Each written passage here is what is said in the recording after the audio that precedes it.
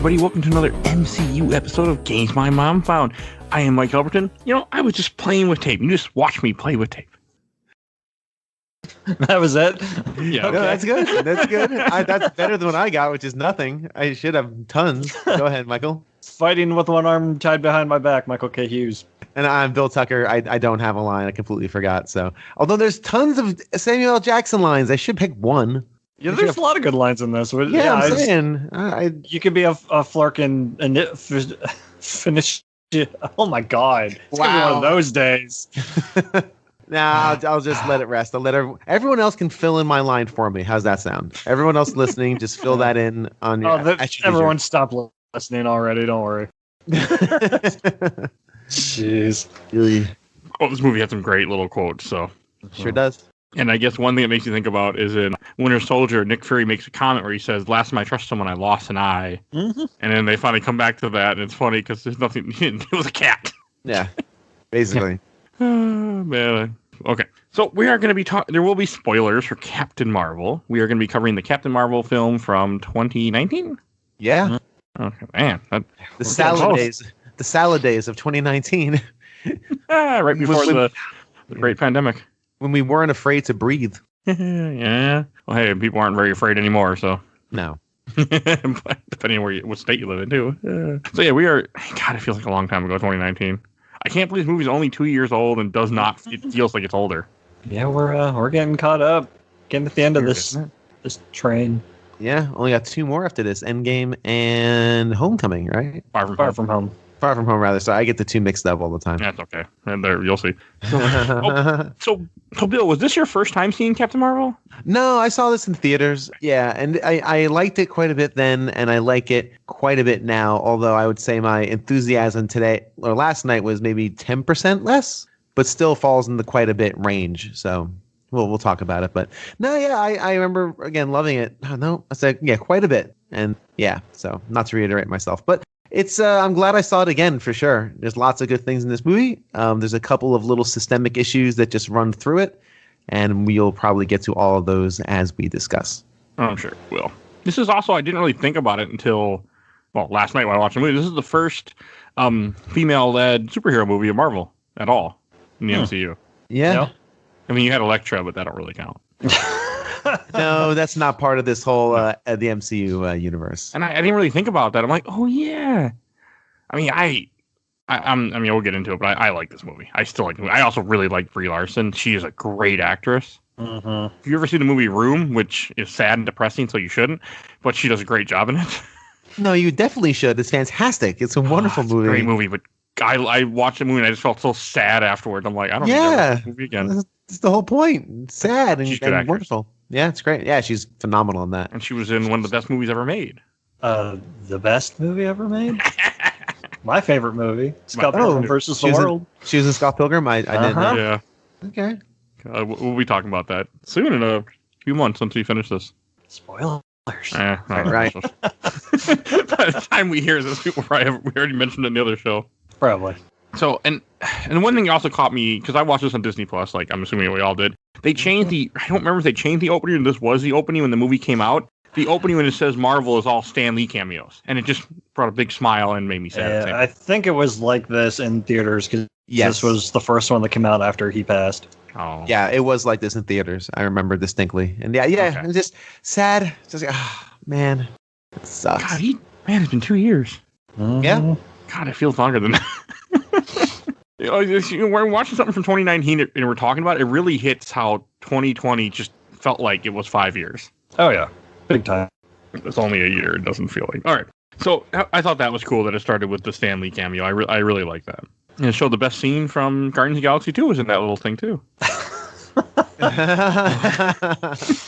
Yeah, that's right. That was in that little montage. One of my favorite scenes. Yeah, you got to do it. You got to do it. And that's, of course, it finishes with "Thank you, Stan," which, of course, very touching and sets just a nice little salute to a fallen legend. You know? Mm-hmm. And then you start off. This movie starts off with Carol in a dream, which I like that too, because that's a big process of the movie is her not remembering who she is and not knowing exactly where she is, and she's having this dream. I think is she having a dream of her being on Earth, if I remember correctly? Yeah, her dream is of the moment when she blows up the core, which we learn about in about an hour and 10 minutes after this sequence. But you have no context. It's just she sees Annette Bening, looking at her, and she kind of like little snippets of her past life. But at this point, it's just contextless, stuff happening. So, classic dream sequence stuff. Yeah, and she doesn't really. I want to say they show the guy that that shoots her, but you don't see the face. No, it's just you see a scroll outline, you see the big ears and all that. Okay, which spoiler alert, it's not. Yeah. No, it's not. I like that, and then you have. It's a good introduction to her. Where you see the next time you see her after dream, she can't sleep, and the first thing she does is go visit Jude Law to go have him train. And I like seeing Jude Law in this movie too. I don't see him in much. Yeah, we completed both sets of having Sherlock and Watson. Oh. We had Benedict and Ross. Yep. And now we have Robert Downey Jr. and Jude Law. That's right. None of them are on screen together, but No, it's yeah. Go ahead. I'm sorry. I forgot he was in that movie, the Sherlock Holmes movies. Yeah, he plays Watson. Yeah, he's great in those. Fantastic. Jude Law's been in a lot of stuff that people forget. He was in. Oh, what was he in? Yeah, he was in The Talented Mr. Ripley. I think he won an Oscar. Yeah, a real good movie. He was nominated for an Oscar.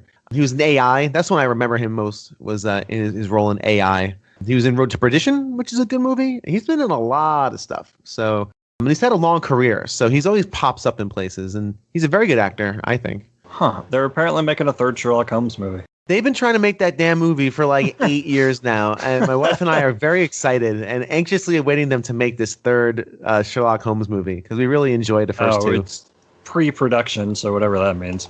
Yeah, they've been trying to make this godforsaken film. Pre-production basically means people are thinking about making this movie. Like everyone's just sitting around thinking and storyboarding. All right, what would this movie be like if someone would allow us to make it? That's what pre-production is. Yeah, it's been just in that development hell for like 10 years. Gotcha. It's like not like Robert Downey Jr. is busy anymore. He's not doing anything. Does he have to? He doesn't. No, he doesn't have to work ever anything. again in his life. I don't think. No, he does not. No, but he'll still be in every MCU movie. Oh yeah. No, don't say that. I don't need him ever again. I never need to see him as Iron Man again in my life. I just don't. Oh, I want to see him. That's fine. Put on the suit there, Robert. Just throw it on there. Trot yourself out there for a scene or two. I have no problem with this. Okay. Save that for Far From Home. And, yes. You guys keep warning me. You keep warning me. Apparently, he's in Black Widow. There you go. What the fuck? See? Which is set in the past, so Yeah. I mean, I guess that makes sense. Whatever. I'm upset now. I didn't. I'm sorry for whoever I spoiled out there. They got angry at me. Hey, well, actually, depending on when you hear this, Black Widow might have already been out or Black Widow will be close. Black Widow wasn't that long ago. At some point when you hear this. Okay, I need to continue on with this. So then you have her on a train, which I liked how they're on a train together with Jude Law, which is like her mentor that you kind of meet. He's the guy that saved her in quotations from when and found her, and I don't think he completely says how he found her, but he found her, and then he gave her his blood and helps, and that's why she has blue blood, even though she's human. In that dream sequence when she crashes and all that, she has the blue blood coming out of her nose, which turns around later on. Which makes you think she's not human, but she is human. Spoilers. Again, more spoilers for the end. I mean, it's interesting because is this the point where he explains a lot of this backstory? Because she's on her way to see the Supreme Intelligence. I have a bone to pick with this part. Well, that's fine. But that's this. He does all that info dumping, about how it's her blood and he found her and saved her because she thinks she's Kree. Yes. Mm-hmm. We should establish that. We should establish that we're all in the world of Kree right now. We're in this very fancy society. And it's clear that we've set up that the Skrulls are this evil race that are. And by the way, I forget where I read this, but someone said that we should kind of normalize the idea of races being evil, like the orcs, like they're all orcs are evil. There's no faction of orcs who are like, our government's really not doing a great thing. We should probably try to be more diplomatic. No, everybody who's a Skrull is an evil thing. And I thought about it, and I'm like, I don't know if my wokeness can extend to fictional comic book characters. I don't know. Well, in this case, the Kree are shitty to begin with, so it makes sense that they demonize another race of people to, help them when they're trying to in this movie it makes sense. No, I'm just saying that's more of a general statement. In this movie it makes perfect sense because as we'll find out later on, they're basically using these people for other reasons. And also with the orcs or Uruk-hai were the ones that were buried underneath that used to be elves that ended up turning to join Sauron, so that's why when they brought them all the orcs are evil. I don't know. I just use that word because that's a word that popped in my head. I honestly don't know.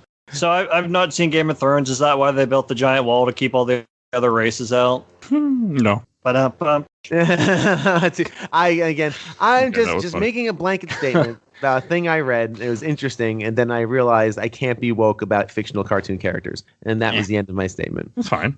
But anyway, so the Skrull are bad guys according to the Kree. Learn all these things. That's great. They're both terrible behind the comics.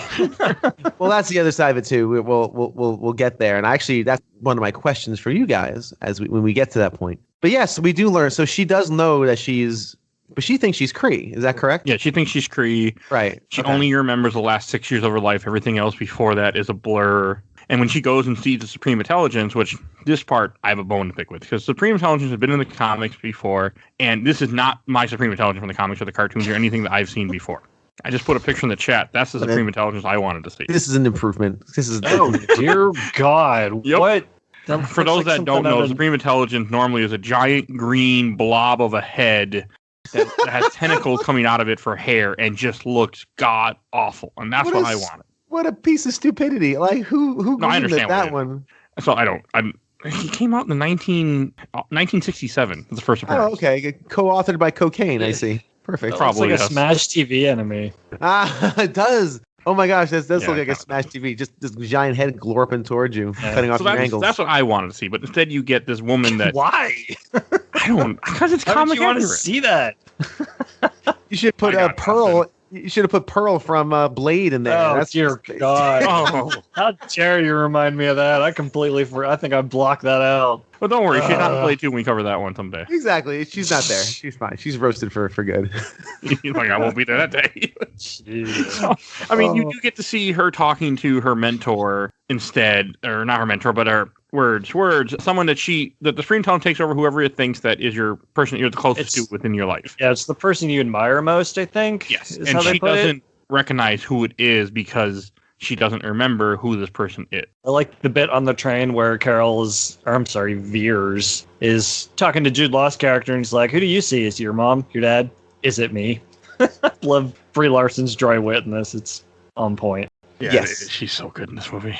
She really is. So that was a part that bugged me, but it didn't have. It's a good part. It's just that I want the big ugly green face, but I don't know why. Oh, this is we kind of skipped over their training sparring, right? Because she has the dream, and then she goes to him. It's like, you want to fight, but we learn that he keeps telling her to remember her training, suppress emotions. Emotions are the enemy, and all this blah blah blah blah blah, which comes back later on. So and suppress her powers. He wants her to fight without using her powers. Which has a great payoff at the end of the movie. It's one of my favorite payoffs. Yeah, so we can talk a little bit about.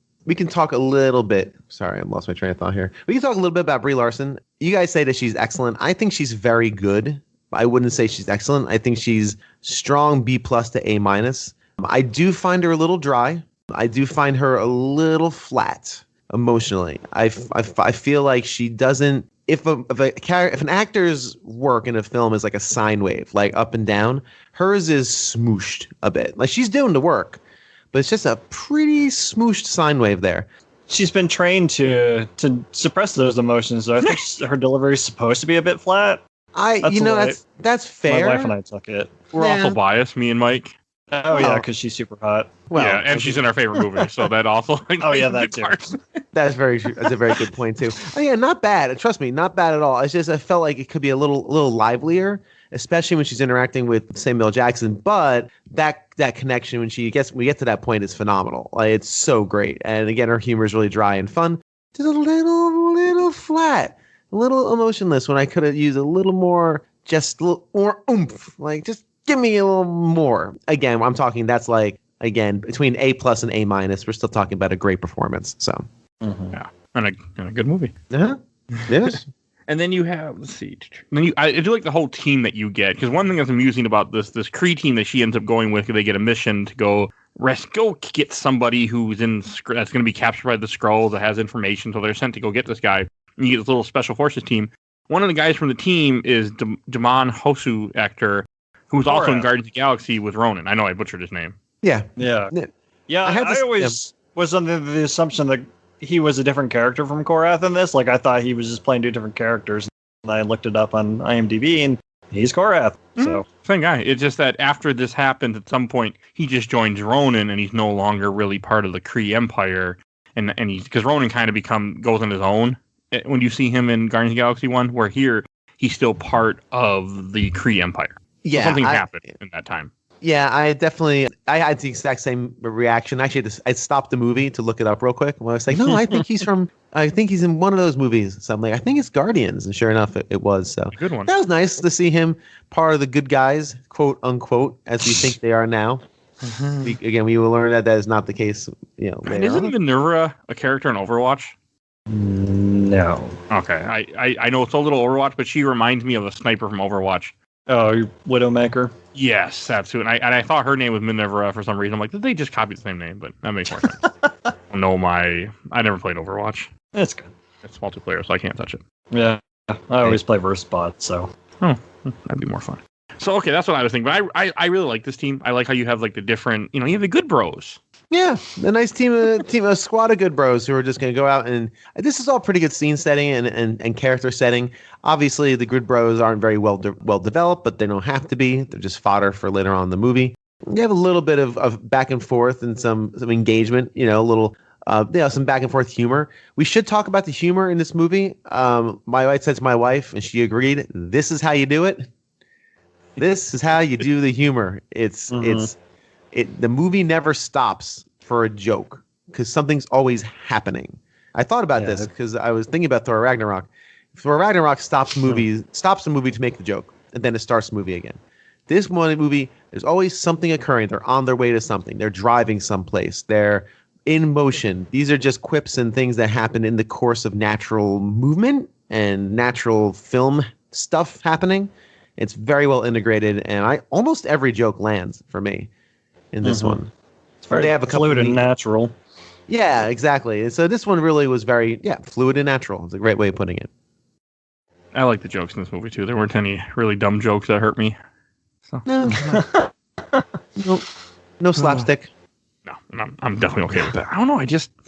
I like you said, the interaction with the team is so good, especially in the beginning, to kind of show how like they've been together for 6 years and they don't know. And I mean, they know that she's human or they know who she is, but there's no issue like that. It's all they're hiding it, of course. And I just love that. Like the whole when you have them landing, because it shows these ships bombing this planet and it shows them landing on the planet and they go in the water, and that little scene where they're all just swimming through the water to me was just really cool.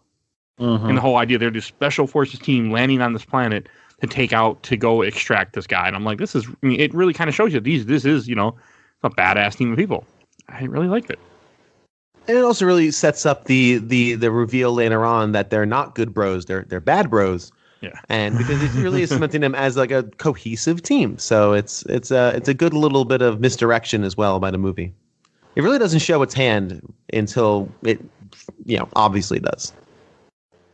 Yeah, which I like. I mean, I like that, this movie, we're spoiling things about the movie, of course, because that's what we do, but it doesn't really do it to you right away. Like, it keeps you kind of guessing. Like, you really, if you didn't know who Captain Marvel is, you didn't know this character, you would just see her, okay, she's a Kree, she's working with this team, and there's a backstory here that she doesn't know her memories, so something happened, but, you wouldn't, it does a good job of fleshing out that story and keeping you interested. And we are spoiling a bit, but it's one of those movies that, like, once you know the quote-unquote big twists, you go back and watch it and you see all the signs kind of throughout. It's like, oh yeah, I should have picked up on that. Right. Yeah, I would say that too.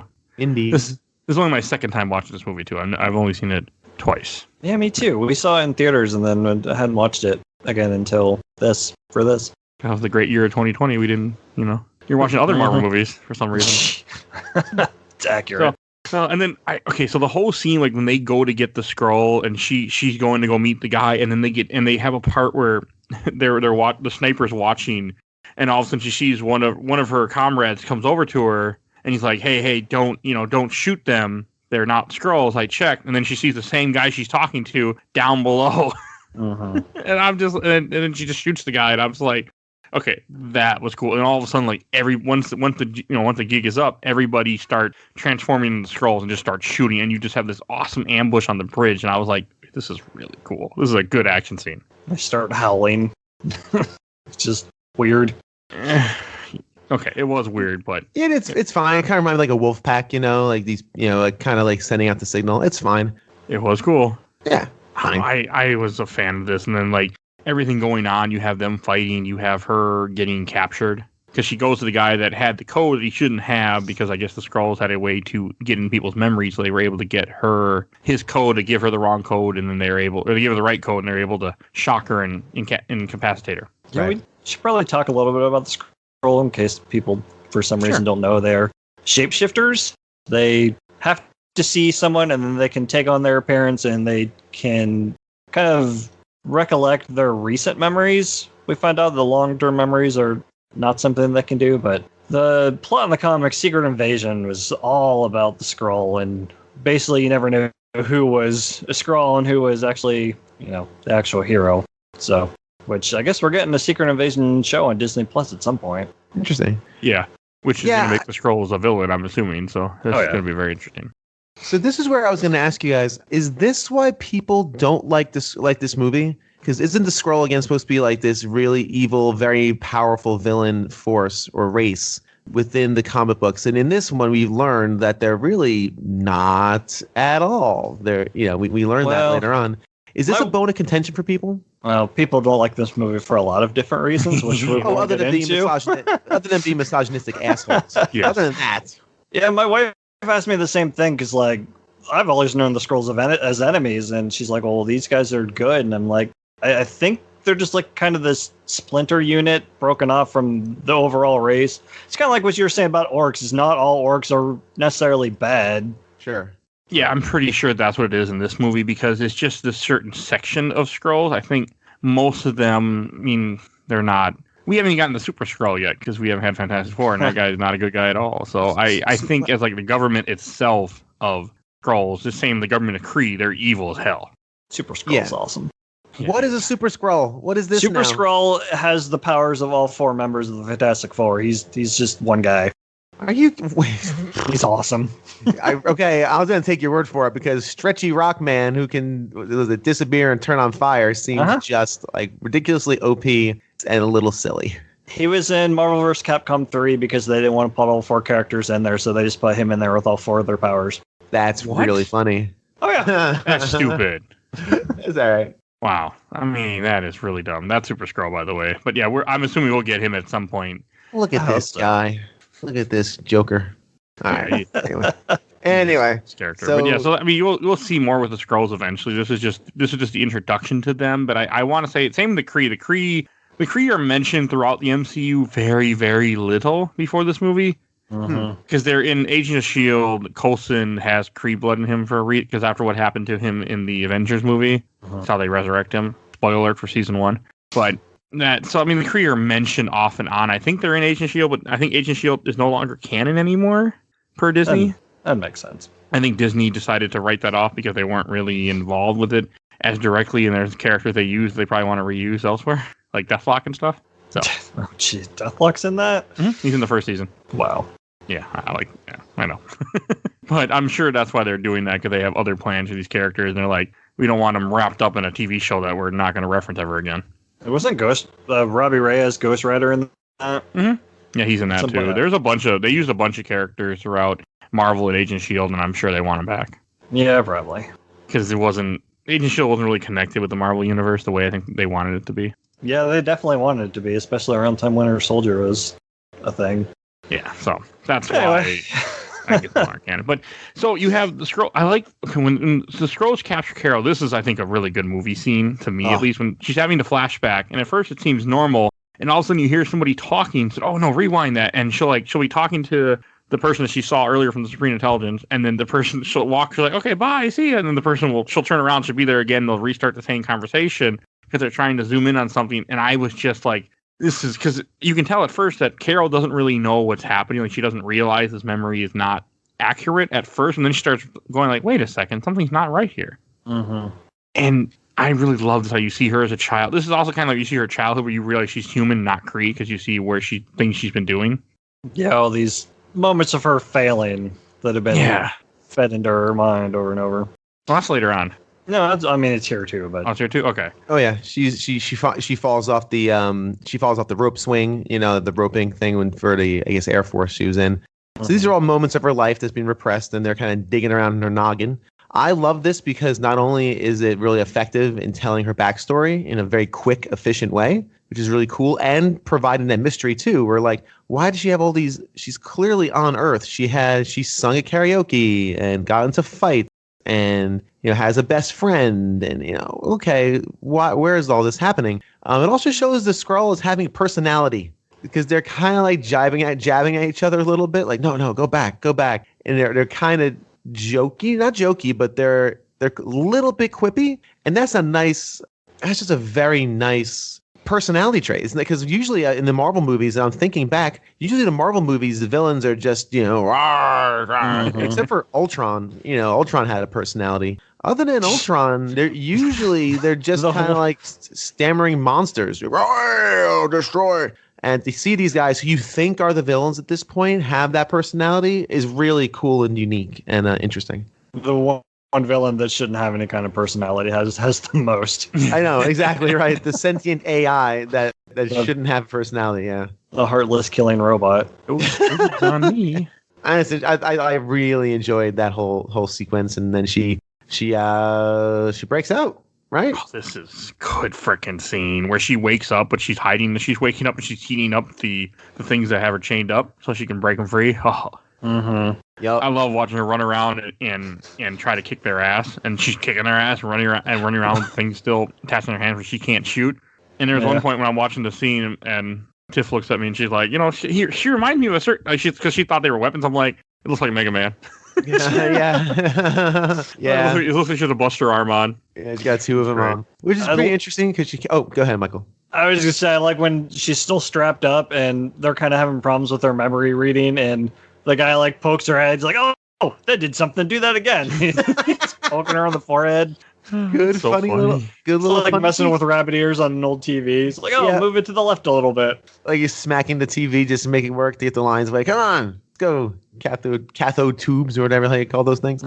Really fun little scene. Her physicality is phenomenal. The directors really give her a lot of options. I love the fact that she's hindered, so she can't just blast her way out. She does have to use her physical abilities, kicking and punching and flipping and flapping and all that good stuff. And it's very effective. I like the fact it's close quarters, so you have tight spaces, and it's really very, very, very good.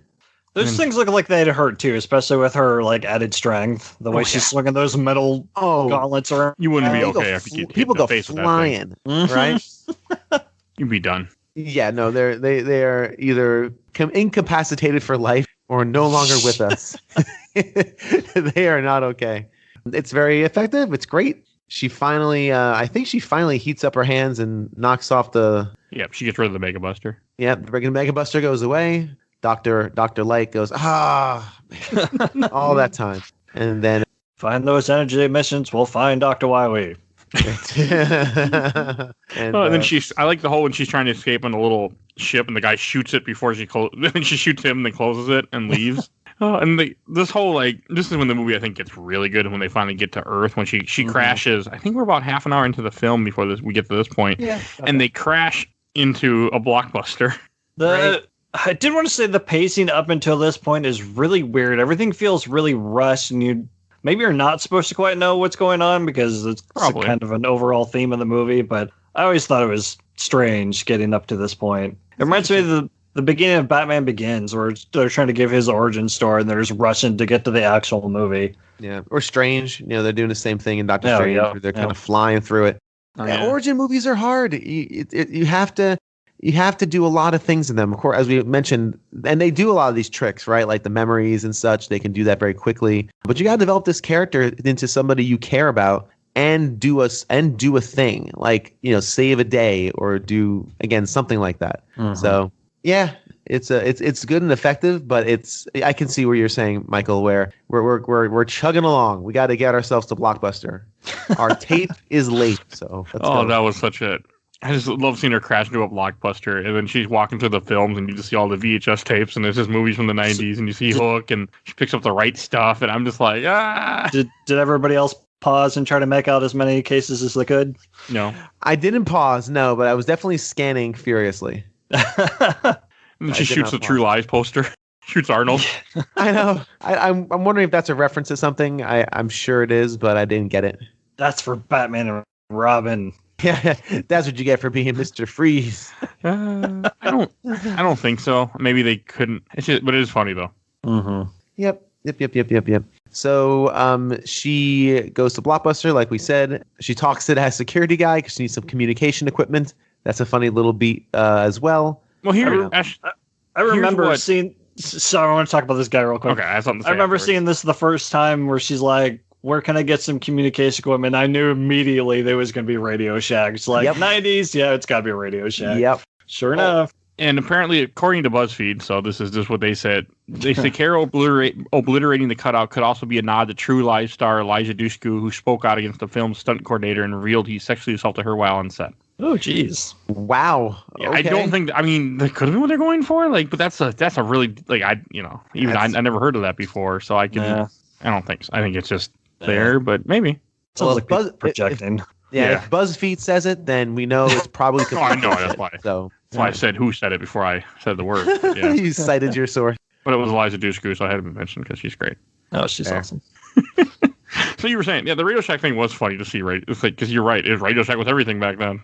The second, you're right, Michael. The second he said he points over. I'm like, oh, that's gonna be a Radio Shack. Sure enough, boom. I got a different one. According to IMDb, says the cutout character that Veers shoots in the Blockbuster store is originally supposed to be the Mask from 1994. Veers mistaking the green face for a Skrull, but the filmmakers couldn't secure the rights from Warner Brothers, who owns the film's distribution rights and is also a rival company of Disney. So they got True Lies instead. Oh, for the love of it. That would have been better. Take this. I can't take this. Companies, stop. Just let them put the Mask into your dumb movie. They probably would have given you a good $30,000. That would have been funnier because that would have made more sense. Of course it would have been. Yep, that would have been good. Of course it would have been.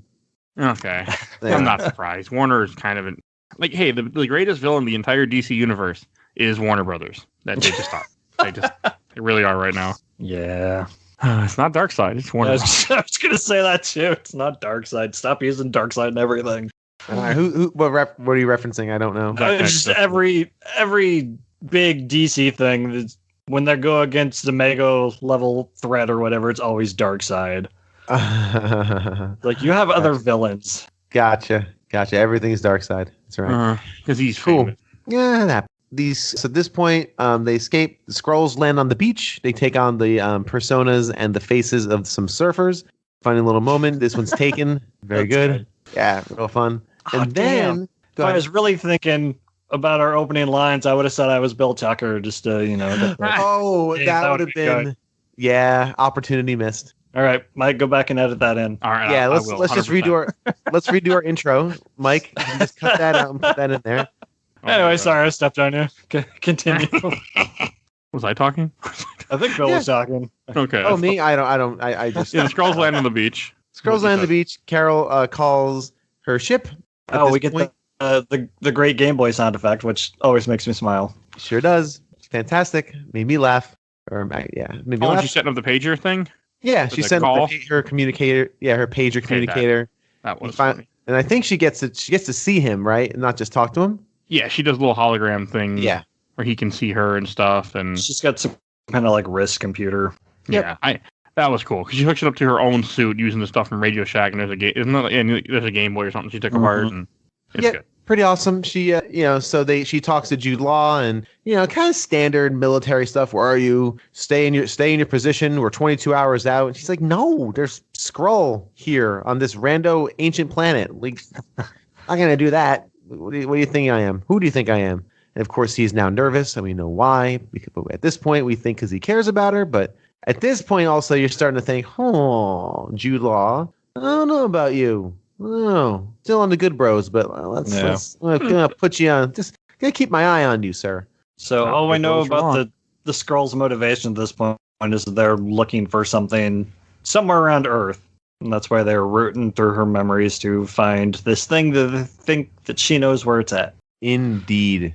Which is neat. That's an interesting kind of premise. So, yeah, so now at this point, because she's fallen through a blockbuster, caused a lot of damage, S.H.I.E.L.D. arrives. Now, why does S.H.I.E.L.D. arrive for something like this? Maybe because they probably know that she came from higher up, and depending on the description, she was wearing an outfit that didn't fit something that would have been, at the time, a person. So they're wondering that it was an alien or alien life, maybe. So that's why S.H.I.E.L.D. was sent, I'm assuming. They say the guard calls it in. Like, does he just call S.H.I.E.L.D.? Right. Yeah. He calls it in. Yeah, exactly. Does he have a line to Samuel L. Jackson? I guess at this point, because they don't know that they're otherworldly threats, maybe S.H.I.E.L.D's just another branch of the military. I think that's what it is, because he is very surprised at the fact that there's an alien life form on Earth. But he's a rookie at this point. But he just runs with it. Yeah, both him and Coulson are evidently rookies at this point. Oh God, it's so weird seeing the the DH thing they do in this movie constantly. So I thought it looks great. Looks great. Coulson's a little off, I felt. Yeah, Coulson's not as accurate as Fury, but I'm sure since he's in it more, they probably put more effort into it. Yeah, I thought it looked great. I mean, he's in this movie at least half the time, if not like 2/3, and the work that must have gone into just cleaning up his face was phenomenal. They did a wonderful job. I thought about him like my man's old. You made him look young. Samuel Jackson is not young.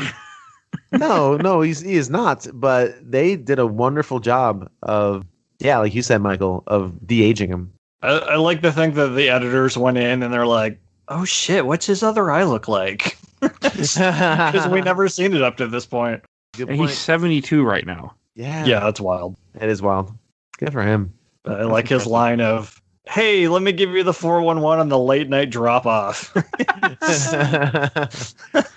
He is very good. He's very Nick Fury. He's got jokes, and he's got some swagger to him. Because he's S.H.I.E.L.D., right? I would say he's not quite Nick Fury, not the Fury that we've become accustomed to. He's got more levity in his mood than Fury from the future, where he's always gruff and the military man we know. That's fair. It's nice to see him like this. Yeah, that's fair. I love all the 90s references, too. Oh, yeah. Music posters and shit everywhere. Oh, yeah. And the soundtrack, which I don't think we've gotten to it yet, but man, no, they haven't played a song yet. Yep, this is a great soundtrack. Basically everything they play is good. These are all hits that people know, which is nice. Unlike Guardians, or Guardians 2, where there was a bunch of obscure stuff that I thought was great as a junior level music geek. No one else probably cared about. These are all bangers from the era, and they're all great. So I have them written down when we get to them, what I think was what. Cool.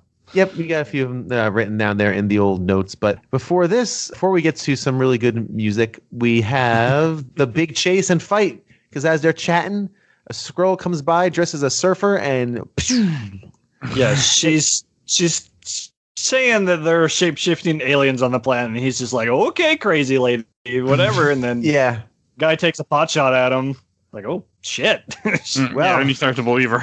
Yeah, that's he sees it with his own eyes, and even says it later. He's like, I can't unsee what I just saw. So this is the whole train chase scene is really, really good. Like them running to the train car, and then because the Skrull gets in the train car, changes into a different person, and when she gets in the train car, you have your Stan Lee cameo where he's sitting there reading the script to Mallrats, which he's in. So this cameo, he's playing himself. Yes.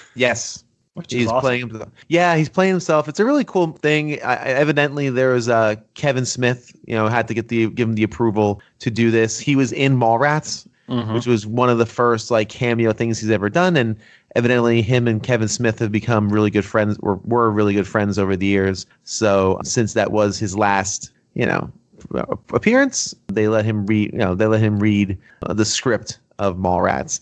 I don't know if that was put in after the fact or if it was just some sort of comic and then after the fact they put in Mallrats. I don't know, but it's very touching, and she lingers and kind of gives him this smile, it lingers on the moment more than any real Stanley cameo does, because she sees him. He's there reading, because the idea is that he's reading up for his role in Mallrats as he's going to the shoot. And she kind of looks out at him and gives him like this wry, like, you the man look. And excellent. And this again, they very tastefully done and very sweet kind of little send off for Mr. Lee. Yeah, I like that. And I love when she goes up. So she finds this old woman that she can tell it's a scroll. So just before she gets on the train, this old woman exits the train. So she saw her face as she gets in, and that's how she can know that something's up. Yeah. I enjoyed this scene when she looks at the old woman and she just starts punching her and all the people that are grabbing try to pull her off because she's punching the old woman. This was in all the trailers. Was it? I don't remember. Her just punching the old woman. It's a wonderful scene. It's funny. It's got some comedy to it. Obviously, we all know it's a scroll and just taking the form of something. Like I didn't even recognize old woman. But yeah, it's just a fun scene. And again, I love good close quarters combat. I really do, because it forces our heroes and villains to utilize their environment in different ways, right? And it just adds so much immediacy. It's kind of like shaking a can of Coke. It's just the pressure builds up. I love close quarters combat. So, and this is great. All the choreography and fight choreography in this movie is top notch. Right, and the way she jumps, the way the old woman's jumping around the subway, and they're just fighting, and you keep having people keep trying to stop them. Yeah, I love that. Do you see this old woman flipping around? There's something wrong with her. Clearly, she's in good shape. Like, she does not need your help. It's so good.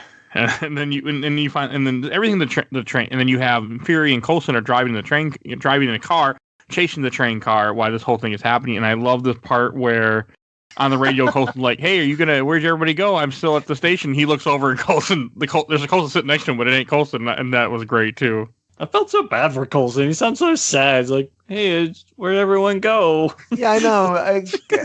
And it's funny when they first revealed Coulson, my wife and I both went, "Coulson! Yay!"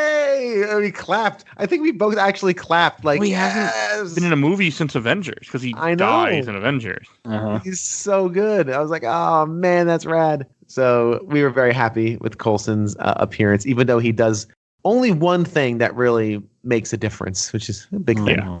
He didn't really need to be in this movie. He was just there because he was someone they could use. Yeah, well, that's fine. I'm okay with that. It's there for fan service, I think. Yeah. Pretty much, yeah. But I love that. It's not the real. And the fake Coulson tried to shoot him, and then he crashes the car, which reminded me of Winter Soldier. Oh yeah, yep. He's always crashing something. God damn. Uh-huh. But it was that was good. And then when he gets out the car and you have the Skrull gets killed and turns back into a Skrull, and he puts his jacket on top of him. So yeah, I like that they set that up. That when they die, they change back. I think they did it earlier.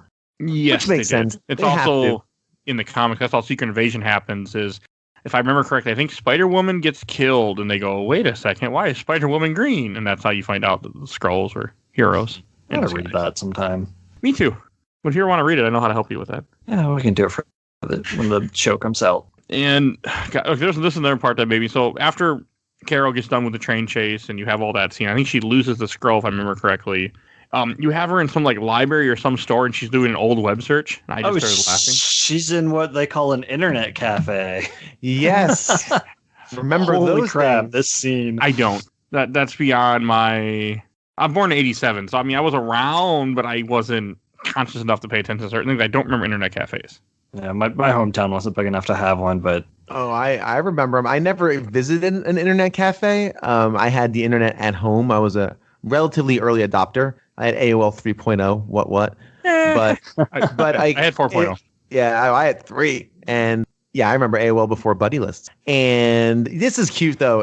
She's on Alta Vista searching, which is a deep pull. Like you would think like Yahoo, because Yahoo was a search engine back in those days. That was of the time. Yeah, exactly. They would do that silly scream. Mm-hmm. And then but Alta Vista's a deep pull. And I love the fact that her connection just dies.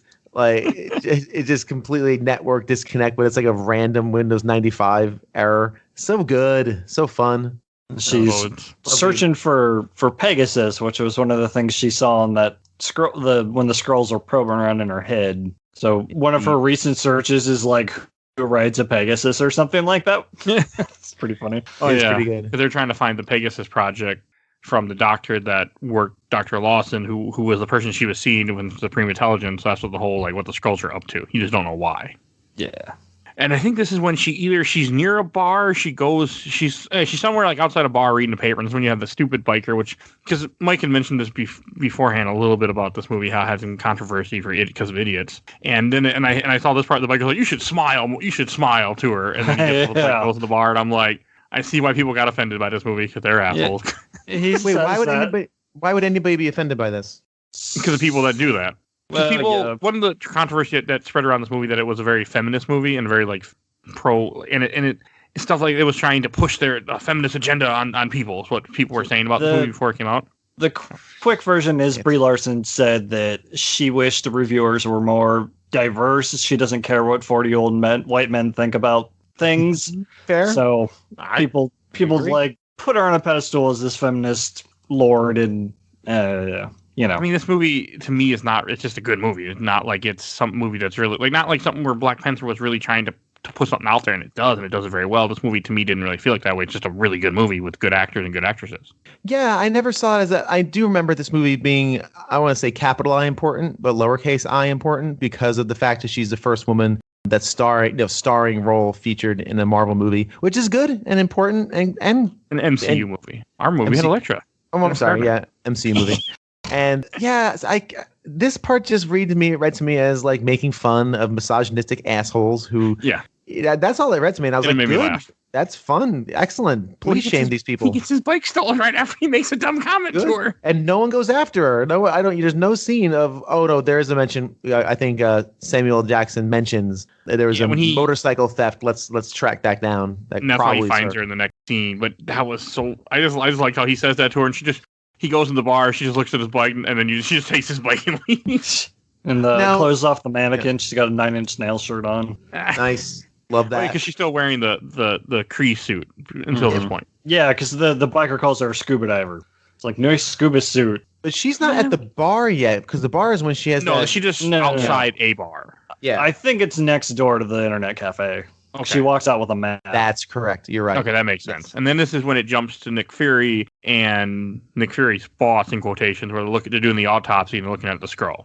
So how'd you like all that goopy stuff there, Michael? Speaking as a joke that didn't land, at the end of this scene when they peek at the Skrull's junk, like, not fun. Why would you do that? I don't know. It's extremely out of character. That's what I believe is what he can't unsee.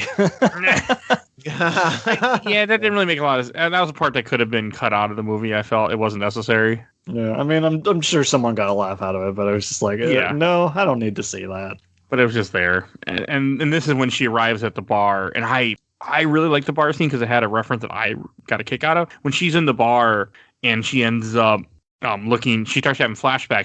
She sees her playing the Street Fighter 2 cabinet. I like that. I like that cabinet a lot. I suck at Street Fighter 2, but I like the game. So that made me smile a lot. It's great. Yeah, the Street Fighter 2 cabinet. I like the nice pan across. You can see the whole length and breadth of this bar. That, again, looked like a really fun towny bar. And as someone who doesn't drink anymore, it made me very sad. It's like, that actually looks kind of fun in a divey sort of way. Well, it's also the 90s, so I mean, something you would have been, you would hang out in the bar, playing the arcade, when arcades were at bars. Yeah. Well, if you listen to my podcast, A Gamer Looks at 40, I have actually. In a couple of episodes, one of my guests talks about how he actually went to bars as a young kid and kind of snuck in to play the one arcade cabinet that was in there.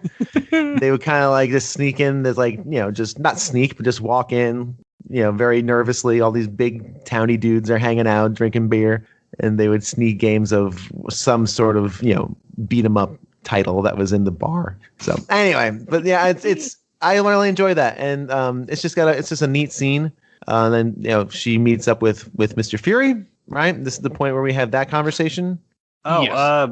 In the autopsy scene, we find out that his boss is actually Talos, the head Skrull that we've. Oh yeah, because he talks to the dead guy. Yeah, he talks to the corpse. So that's Yep. That was good. No, the whole scene with them in the bar with Nick Fury and Carol, and they're just talking.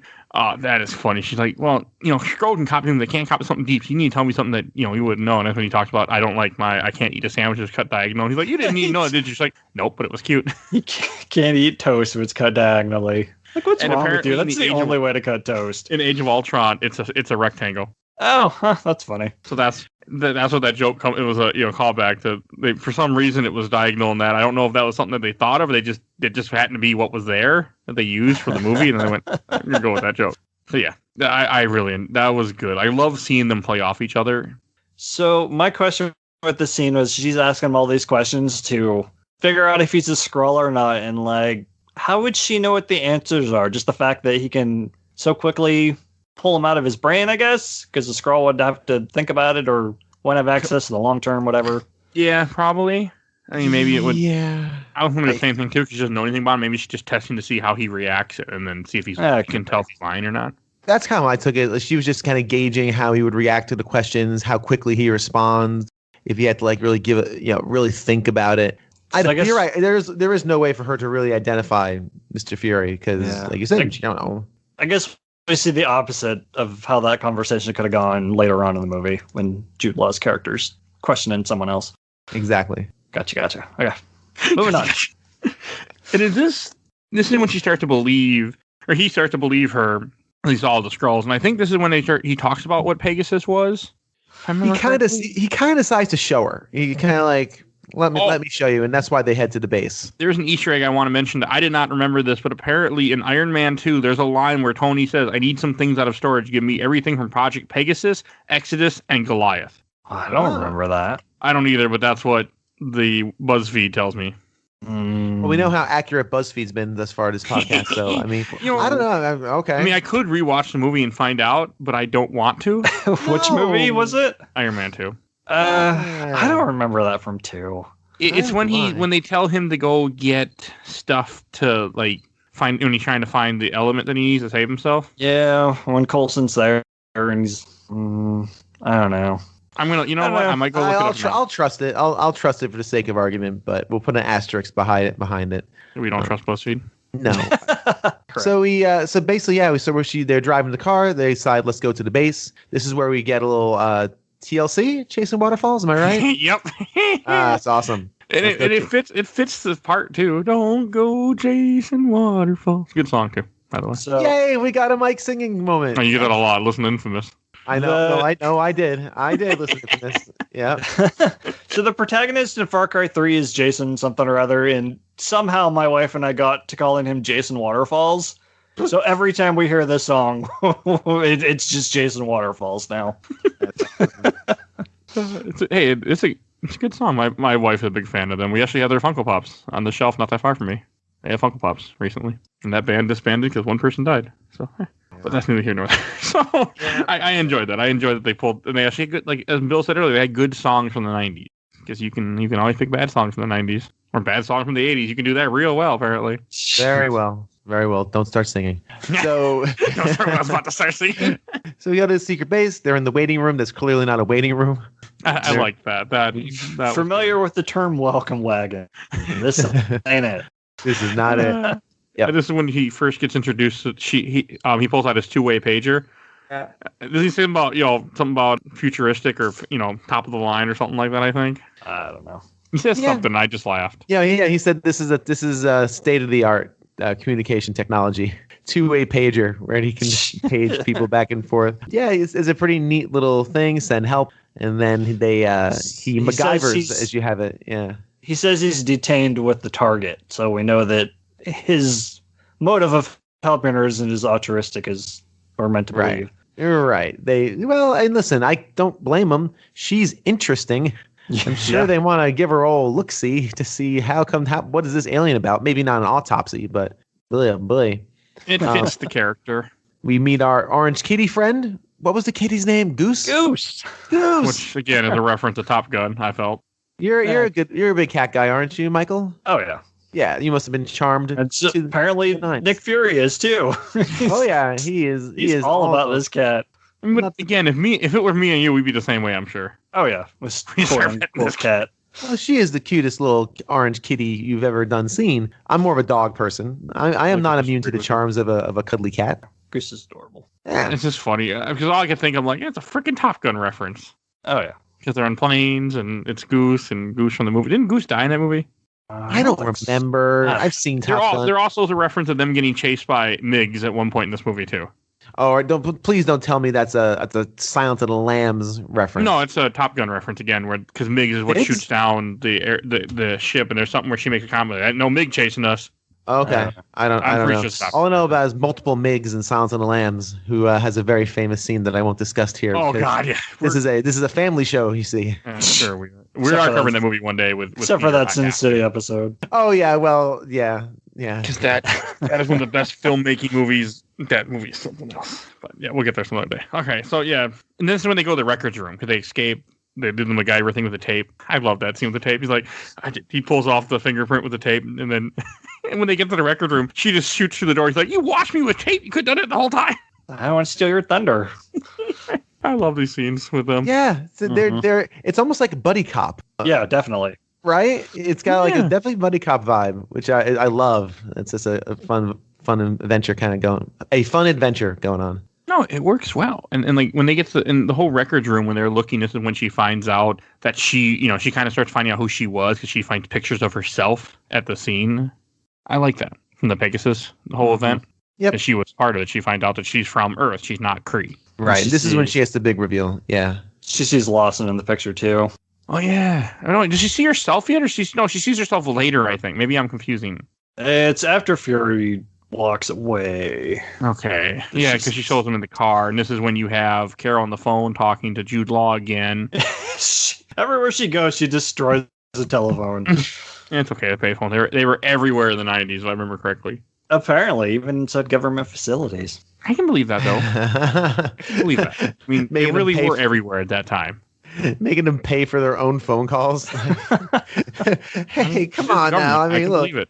You're on the clock. This is government funded. Could you at least, spot me the dime and the quarter that call home? This is when, and this is the part when Nick does leave her, and then the boss, he runs to the boss, and then he has a comment earlier how nobody calls him Nicholas, it's only Fury. Everyone calls him Fury. Like, what's your mom call me? Fury. What are your kids going to call you? They're going to call me Fury. And then when the boss sees him, he's okay, Nicholas, and that's when he realizes, and then he makes some other comment about Havana. Freaking lucky gives him. Yeah, I'll get off on 5, and you get off on 6, and we'll pinch her just like in Havana. He's like, yeah, just like in Havana, and that's when you know that he's testing the long range or the long-term memory thing. Yep. He's doing the thing. And again, good callback, very clever. He gets off on 5, excuse me. I think he gets off on 5 where she is, right? And he goes to her, and then the boss is on the wrong floor. 6. Then he comes down and they fight each other. Right, which is, of course, no battle, really. Fury is just getting his ass handed to him because he's a 72-year-old man, you see. So there's no way.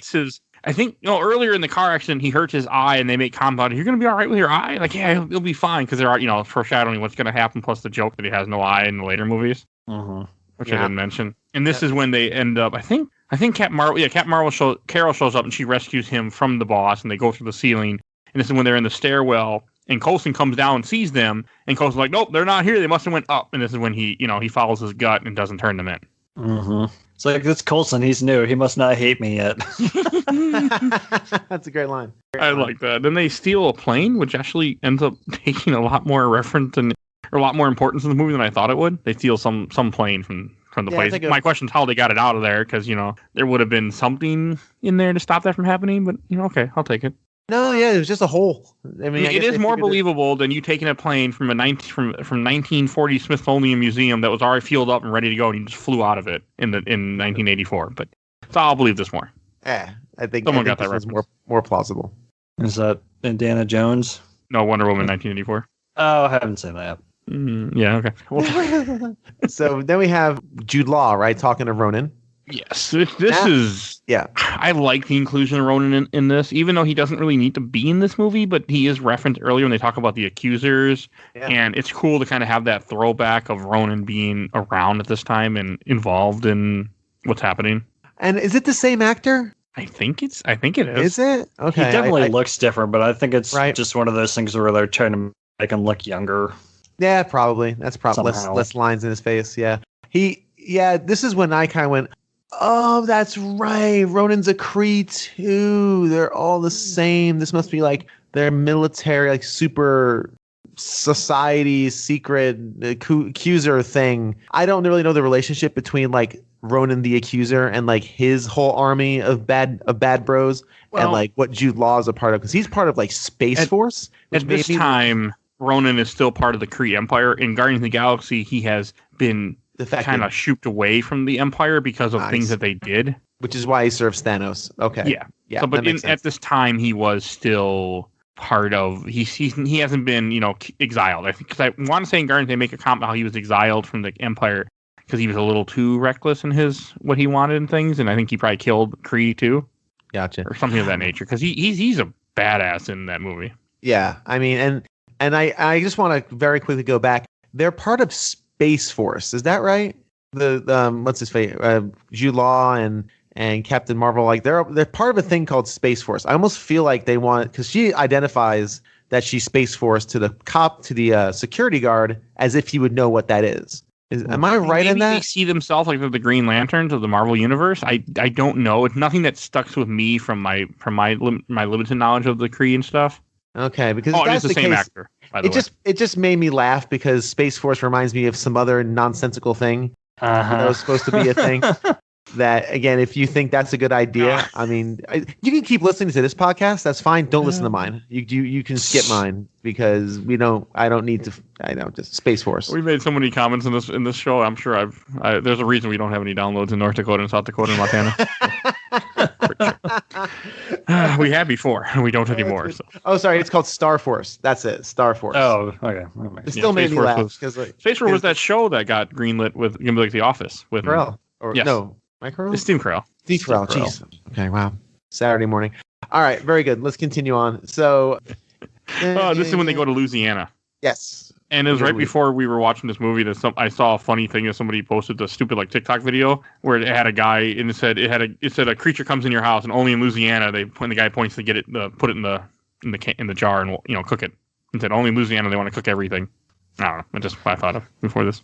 Keep going, please. Nothing to do with the movie. Sorry, man. I couldn't back you up. I heard the word TikTok, and then my brain went, "Oh, time for a nap." We don't have the Cajun Crippler with us here to tell us how I'm right. Yeah. Yeah. So they see Monica in the same photo, I think, and that's how they know to go there to talk to her. Yeah, because she's in a bunch of the pictures and things, and I like the scene when she meets Monica. They find out that Lawson's dead. Yes. When they're going to the record rooms, Monica was the last person to see her alive. See both of them alive. Yeah. No, I think this is all really powerful, like all when they're together. Like when they first see her and the little girl, which plays a part later in the movies, and not this movie, but shows up and she's like Auntie Carol, or and you can tell that Monica's very much like, who the fuck are you? Like, you're dead. You've been dead for 6 years. What are you doing here? And you look the same. Because with the Kree blood, you're not really going to age very much. It's really good. I don't remember all the stuff that happens. I just know they go to the kitchen and they have more conversations about what's happening, and I just felt it was like a very good like character building part. Wait, Monica's the little girl. Maria's the mom. Oh, well, oops. Well, no, that makes more sense because Monica Rambeau is Photon. So okay, yeah, there you go. I should know that. Which I think is Maria's call sign. She's a character, like an actual proper character. Okay, she technically is Captain Marvel in the comics. She's a third Captain Marvel in the comics. Before there's more than one. Oh yeah, smart. Okay. Since you asked, sir, the first Captain Marvel was called Marvel, which is a Kree guy, and then the second, I'm going to look this up really fast before I start talking, because originally Carol Danvers is not Captain Marvel. She is Miss Marvel for a while, and then later on she takes over Captain Marvel. The other Captain Marvel they had also in the same time in the comics, which is Monica Rambeau, which is the little girl, spoiler alert, and in the comics ends up becoming called Captain Marvel also, but then they later changed her name to Photon, so they didn't have multiple characters with the same name. Interesting. There's more, but that's all I can think of. Okay, no, that's interesting. I know Marvel's good about sometimes having multiple things. I didn't realize before this movie, and I've kind of forgot since, that she's a big deal, like in the comic. Am I wrong on that? Yes. Also, at the time, maybe not the time movie, but before this movie, they had a Civil War II comic arc, which was like the big event for the year, where she was on one side and Tony Stark was on the other Iron Man. So she's a big character in the comics. Yeah. Gotcha. Okay. Big character. Right. She wasn't she the headline of Marvel Ultimate Alliance 3, Mike? Like on the cover? No. I mean, she's in it. Okay. I thought she was It's the first time she's been Captain Marvel in one of those because she was still Miss Marvel in 2. Man, I've never played 2. I own 2. I like 2 a lot. Okay, I really want to play it one day. It's on my list, but that has never. I don't know why it's never happened yet. But I really don't like anything that has to do with Civil Wars. She's in Marvel vs. Capcom Infinite. She's kind of a major player in that. Okay, maybe that's what you're thinking of. It's not. Okay. Maybe you're right. Maybe you're right. Maybe it's that the cover. I don't think it is. I thought because I can picture in my head the Ultimate Alliance 3 cover and she's on the front, but I think that's just my own fan made cover in my head. I'm sure she's on the cover, but Wolverine is like front and center. He's the largest character in that box. Okay, you're right. She's above him, but yeah, you are. I don't know why then. I just created my own memory of things then. Headcanon. Pretty much. Why is Wolverine in the front? Oh, because it was the first time the X-Men had been in a game. Hey, what was the last game that the X-Men had? Remember? I think that was X-Men Destiny, and it's awesome. Go check out that episode that we recorded a while ago at this point when you hear this. Last week for us, but yeah. Inside baseball for you. So, I don't remember all the things that they say when they're talking in the house with Monica and Maria. But they have the pictures. She's going through all the pictures. She's talking about who she was and kind of she's learning more about herself.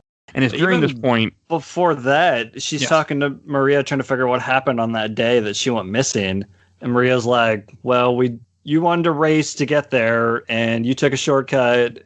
And it's like, Carol's like, "Well, I don't think a shortcut's cheating. It's like it's part of the rules of engagement." And basically, they have this banter that they fall into so effortlessly to show that they were really close friends, even if Carol doesn't remember it. Which is cool. Yeah, good stuff. I mean, that good character building, and it's good. It really makes you care about them too. Mm-hmm.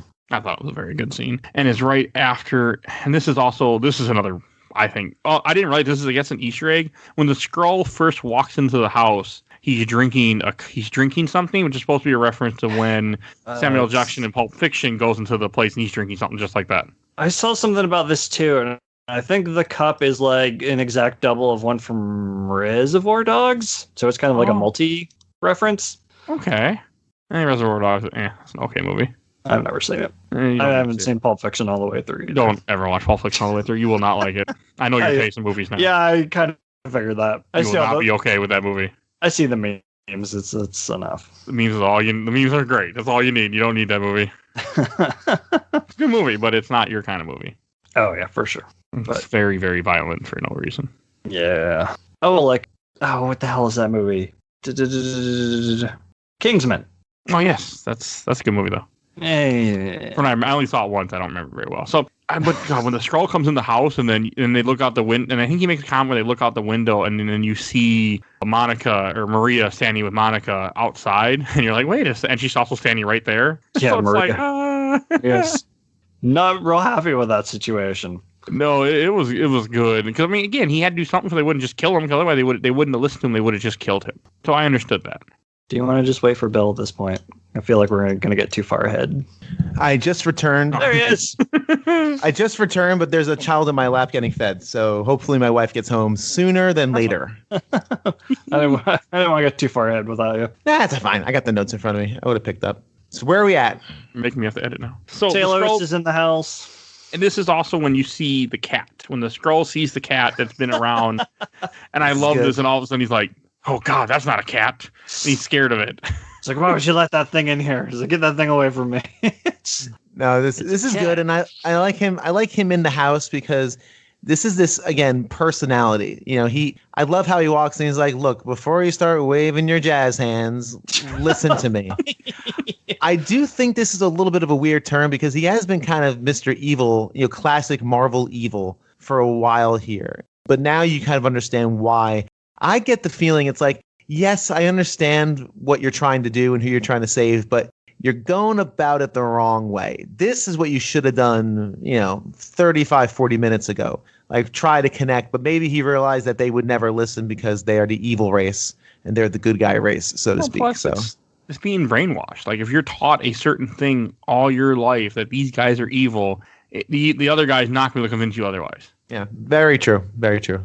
Yeah, I mean, you see it all the time. And instead of trying to snipe Carol from the next building over, maybe try talking to her a little bit. Yeah, that's what I'm saying. there's a lot happened here with this turn, but it's also really good because as the audience member, you're not sure if this is all a trick. I don't know if this guy's going all Loki here and making, just trying to trick everybody. So it's a very good tense scene. And but as the movie goes on, of course, you realize that he is honest in what he's trying to do. So, and Bill, as a movie guy, as I mentioned before, where you were BRB at the moment. So you're a Pulp Fiction fan, I assume, right? Yeah. That's supposed to be a reference, I guess, when he comes in drinking that soda to be a Pulp Fiction reference. Oh, is it really? Oh, that's what BuzzFeed great. says. Yes. Big Kahuna Burger. That's great. Okay, very good. I told Mike never to watch that movie. Yeah. No. He's like, yeah. This is the guy who didn't like Blade.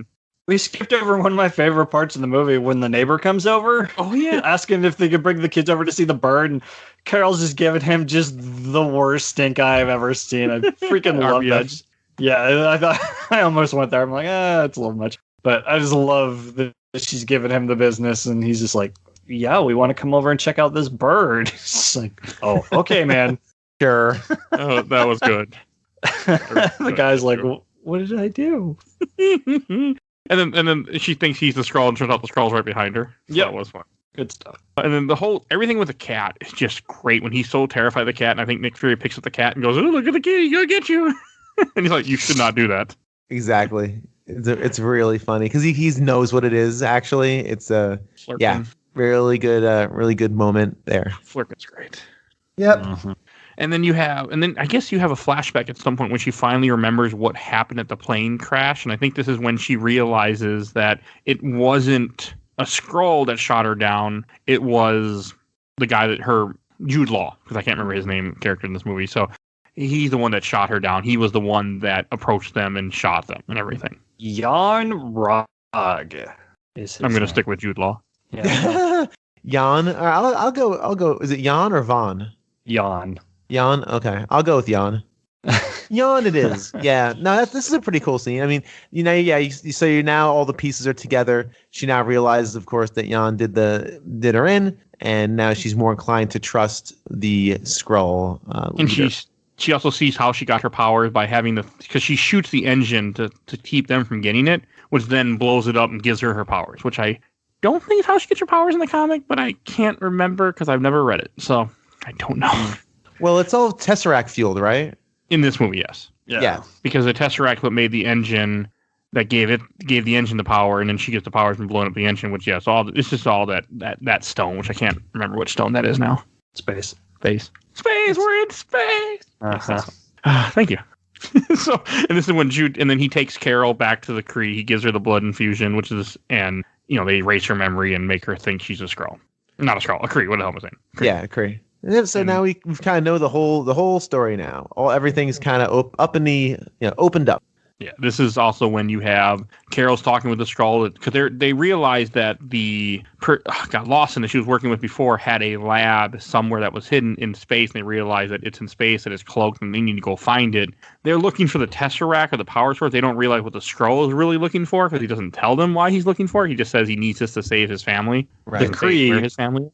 The Kree assume that they're looking for this power source, I think. I thought she does too. Well, yeah, but that's because that's what she was told. Oh yeah, okay. And I know she doesn't completely trust them either. I think when they modify the ship. I love the science officer jokes. Oh yeah, one of them. I don't know. Oh my gosh, science really guy. This is your science guy. Because they're like basic physics, and he's like, "What?" And they're like, "That's your science officer." And he just shrugs like, "Huh." It made me think of Star Trek. I can make the modification. I can make the modifications on your ship if you need to. The science guy. and she ends up going like. I think they're talking about how dangerous the mission is going to be. You're going to go up into space, a ship that's not made for space, fighting against someone that's more powerful than you are. Okay, I'm in. Like, it's good. Oh no, Maria doesn't want to do it. Monica's like, of course you have to go. This is like the most important mission ever. You're going to stay here and watch Fresh Prince with me? I love that. But during the flashback, is that when Lawson tells Carol what she really is? I think so. Is that here or is that later? I think that's here. Because they crash and she's got the green blood coming out of her nose, and Carol's like, your blood is green? She's like, oh yeah, hey, I'm a Kree. My real name is Marvel. Oh yeah, that's right now. Yeah, that's it. Yeah. Also, Marvel is as I was saying before, that's the original Captain Marvel. So it's a guy in the comics that is a Kree. So it's cool to see them change that. Yep. Also, Marvel died in the comics of cancer. And I need to ask this question: which came first, Marvel the company or Marvel the character? I want to say the company. As Carol points out. I don't think Captain Marvel is timely comic because that's what Marvel was before they become Marvel Comics. I'm going to assume the company, just based on kind of what you guys have been talking about, but I was just came to my brain, and it might have been a stupid question. So, and the first Marvel is, let's find out. Google, don't fail me. It won't fail you. It's not Alta Vista. 2 shows, ladies and gentlemen. That's right. Okay, I Googled it. 1967. So yes, Marvel. Then they had Captain Marvel, and also the original Captain Marvel or Shazam. I think is older than that though. Yeah. I like the bit later on when Fury calls him Marvel. No, it's Marvel. Whatever. Yeah, it's a good one. Yeah, because that didn't work out. I tried to Google Shazam and I got the app Shazam, not the Shazam I was looking for. Yeah, that's less helpful. It's helpful if I want to know what song's playing, but not when I want the answer to my 1939. Although completely off topic, when that movie came out, they had Zachary Levi on some show, and they had him go against the Shazam app to see if he could name songs faster than it could. That's actually a real show now. Have you seen that? That's actually that's a real TV show. Can you beat Shazam?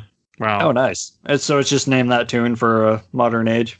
Basically, yes, with a timer. Well, I guess name that tune had a timer too. I guess. So. Yeah. So Captain Marvel, the original Captain Marvel from Shazam, DC Comics. That was 1939. Not DC Comics at the time, but yeah. So and they took the name later. Okay. Let's see. Where were we? So this is often she gets her colors. I like the way that she gets her suit because she's been wearing the Kree colors the entire time, and now that she knows the Kree pretty much, almost murdered her, she changed her suit, and I guess, and I really like that. That to me, that was. Bill, is this where your costume question comes into play? Yep. Okay. What are those costumes? Because I know at least Mike knows. They're all references. I don't know if they all are, but I know a couple of them were for sure. One, the green and white one is a reference to Captain Marvel's first costume. Marvel. Yeah, in the comics. Like, when she first hits it, it's kind of off screen, but it's like a blue and gold. I thought it was kind of like Nova. I like the 80s one. Next was red and gold, which I think was binary. And then black and gold is our Miss Marvel one. Man, and then the weird rainbow one. I mean, I understand why we didn't get the Miss Marvel costume that I want from the X-Men cartoon, but I did want it. Yeah, it's good. And what was the neon, or is that just a joke? I think that's just a bit. I don't think it was a reference to anything. It made me think of Wonder Woman 1984 though, but that was about it. I don't think the trailers would have been out in time for this, even though Wonder Woman was supposed to come out, not the year it did. But I don't know. I don't think that was a reference to anything that I'm aware of, at least. And no, BuzzFeed didn't tell me either. BuzzFeed, you failed us, which is fine. Of course, I knew those are references. I'm like, okay, those are costumes from something back in the 70s. I'm well aware. I need to ask these gentlemen what they are. Cool. So at this point, I think everything's done before they head out. Oh, yeah, and they go on their spaceship. Her actual costume is super cool looking. I love that thing. Her original one? No, what she lands on in this movie. Oh, yeah. Very cool. Oh yeah, no, it's awesome. Like it just looks fantastic. And I'm not surprised they didn't go with her original costume from the comics. I'm not surprised one bit. It wouldn't have worked well. Mm-hmm. All right, so I think at this point we're ready to leave. They fly off, right? Yes, and this you have Jude Law finally lands, and he ends up talking to a Skrull who he talks to Captain Marvel, which is actually a Skrull. I like this, and I think he asked her a couple questions, like one, like who's the supreme intelligence that I see? She's like, you never told me. And he says, whose blood is running through your veins? And the Skrull doesn't know that answer and pauses, and then he shoots him. And this is when he realized that she knows the truth now. Yep, yeah, exactly. She knows the truth. This is a big problem. So let's go solve that problem. Yeah, and I really like that. I like the shot on the ship. Is that normal space turbulence? She's like, oh yeah, totally normal. And he looks over at Talos and he just shakes his head. Yes, I didn't catch that. That's cool. Yeah, though. really funny. Get more Goose. It's like, I don't know why you brought that thing. It shouldn't be here. If that thing wasn't there, the MCU universe wouldn't have made it past this movie. No, it would not have. No. I can't save that. So, and then you have, as I keep calling him, Jude Law. Jude Law ends up calls Ronan, so you get another little scene with Ronan where he tells him that the Skrull have invaded Earth and that they need to come, and he's like, okay, we'll just kill everyone to stop the few Skrull that are there. There was something I was going to say earlier, and then we went on a tangent. I couldn't remember what it was. The first time we see Jude Law talking to Ronan, and as the audience, we know what Ronan becomes. It's our first hint that maybe Jude Law isn't quite as good as we think, or meant to think. Yeah, because y'all know Ronan's no good, so it's like, what's going on here? No, he gets pretty shitty. Ain't great. And then because when we see him later on, he's not really trying to eradicate Skrulls. He's just trying to work for Thanos, which is also, crazy. So, yeah. And this one, you have them flying out to space. You have them, the way they find the ship, I think is also kind of interesting how they, they decloak it and they find the ship. And when they first get on the ship, I know she sees the Tesseract pretty quickly, but then you have Talos, who's been with them. He does that little roar thing where he thinks he's Ocelot. Oh, and then all of a sudden all the Skrulls come out. That was really cool. And then he sees his wife and his kid. And his kid doesn't really recognize him right away at first. Like, doesn't want to go up to him. And I thought that was kind of cool because it'd probably been years. Well, 6 years since he's over 6 years since he's seen them. And I thought that was kind of a cool little scene there where like the kid's scared to go up to the dad. Yeah, I also wish we'd got more of a reveal on the Tesseract. It's just kind of the camera pans over and it's there, like a little more pomp and circumstance for this major plot thing in the MCU. Yeah, also, my question was, didn't they took the Tesseract out of the ice at one point in the Captain America movie because they have it, and then they lost it again, or she took it? Yeah, I don't know. That's the one part that's explained. Because I know I might go watch Captain America again.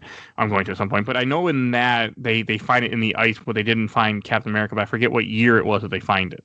So he goes down in the 40s, and then somehow it's in space in the 90s, and then they find it with him in the ocean in the 2010s. Wasn't it earlier they find it? Because they found it before they found him. Oh, yeah. And he says you should have left it in the ocean. Yeah. So, who knows?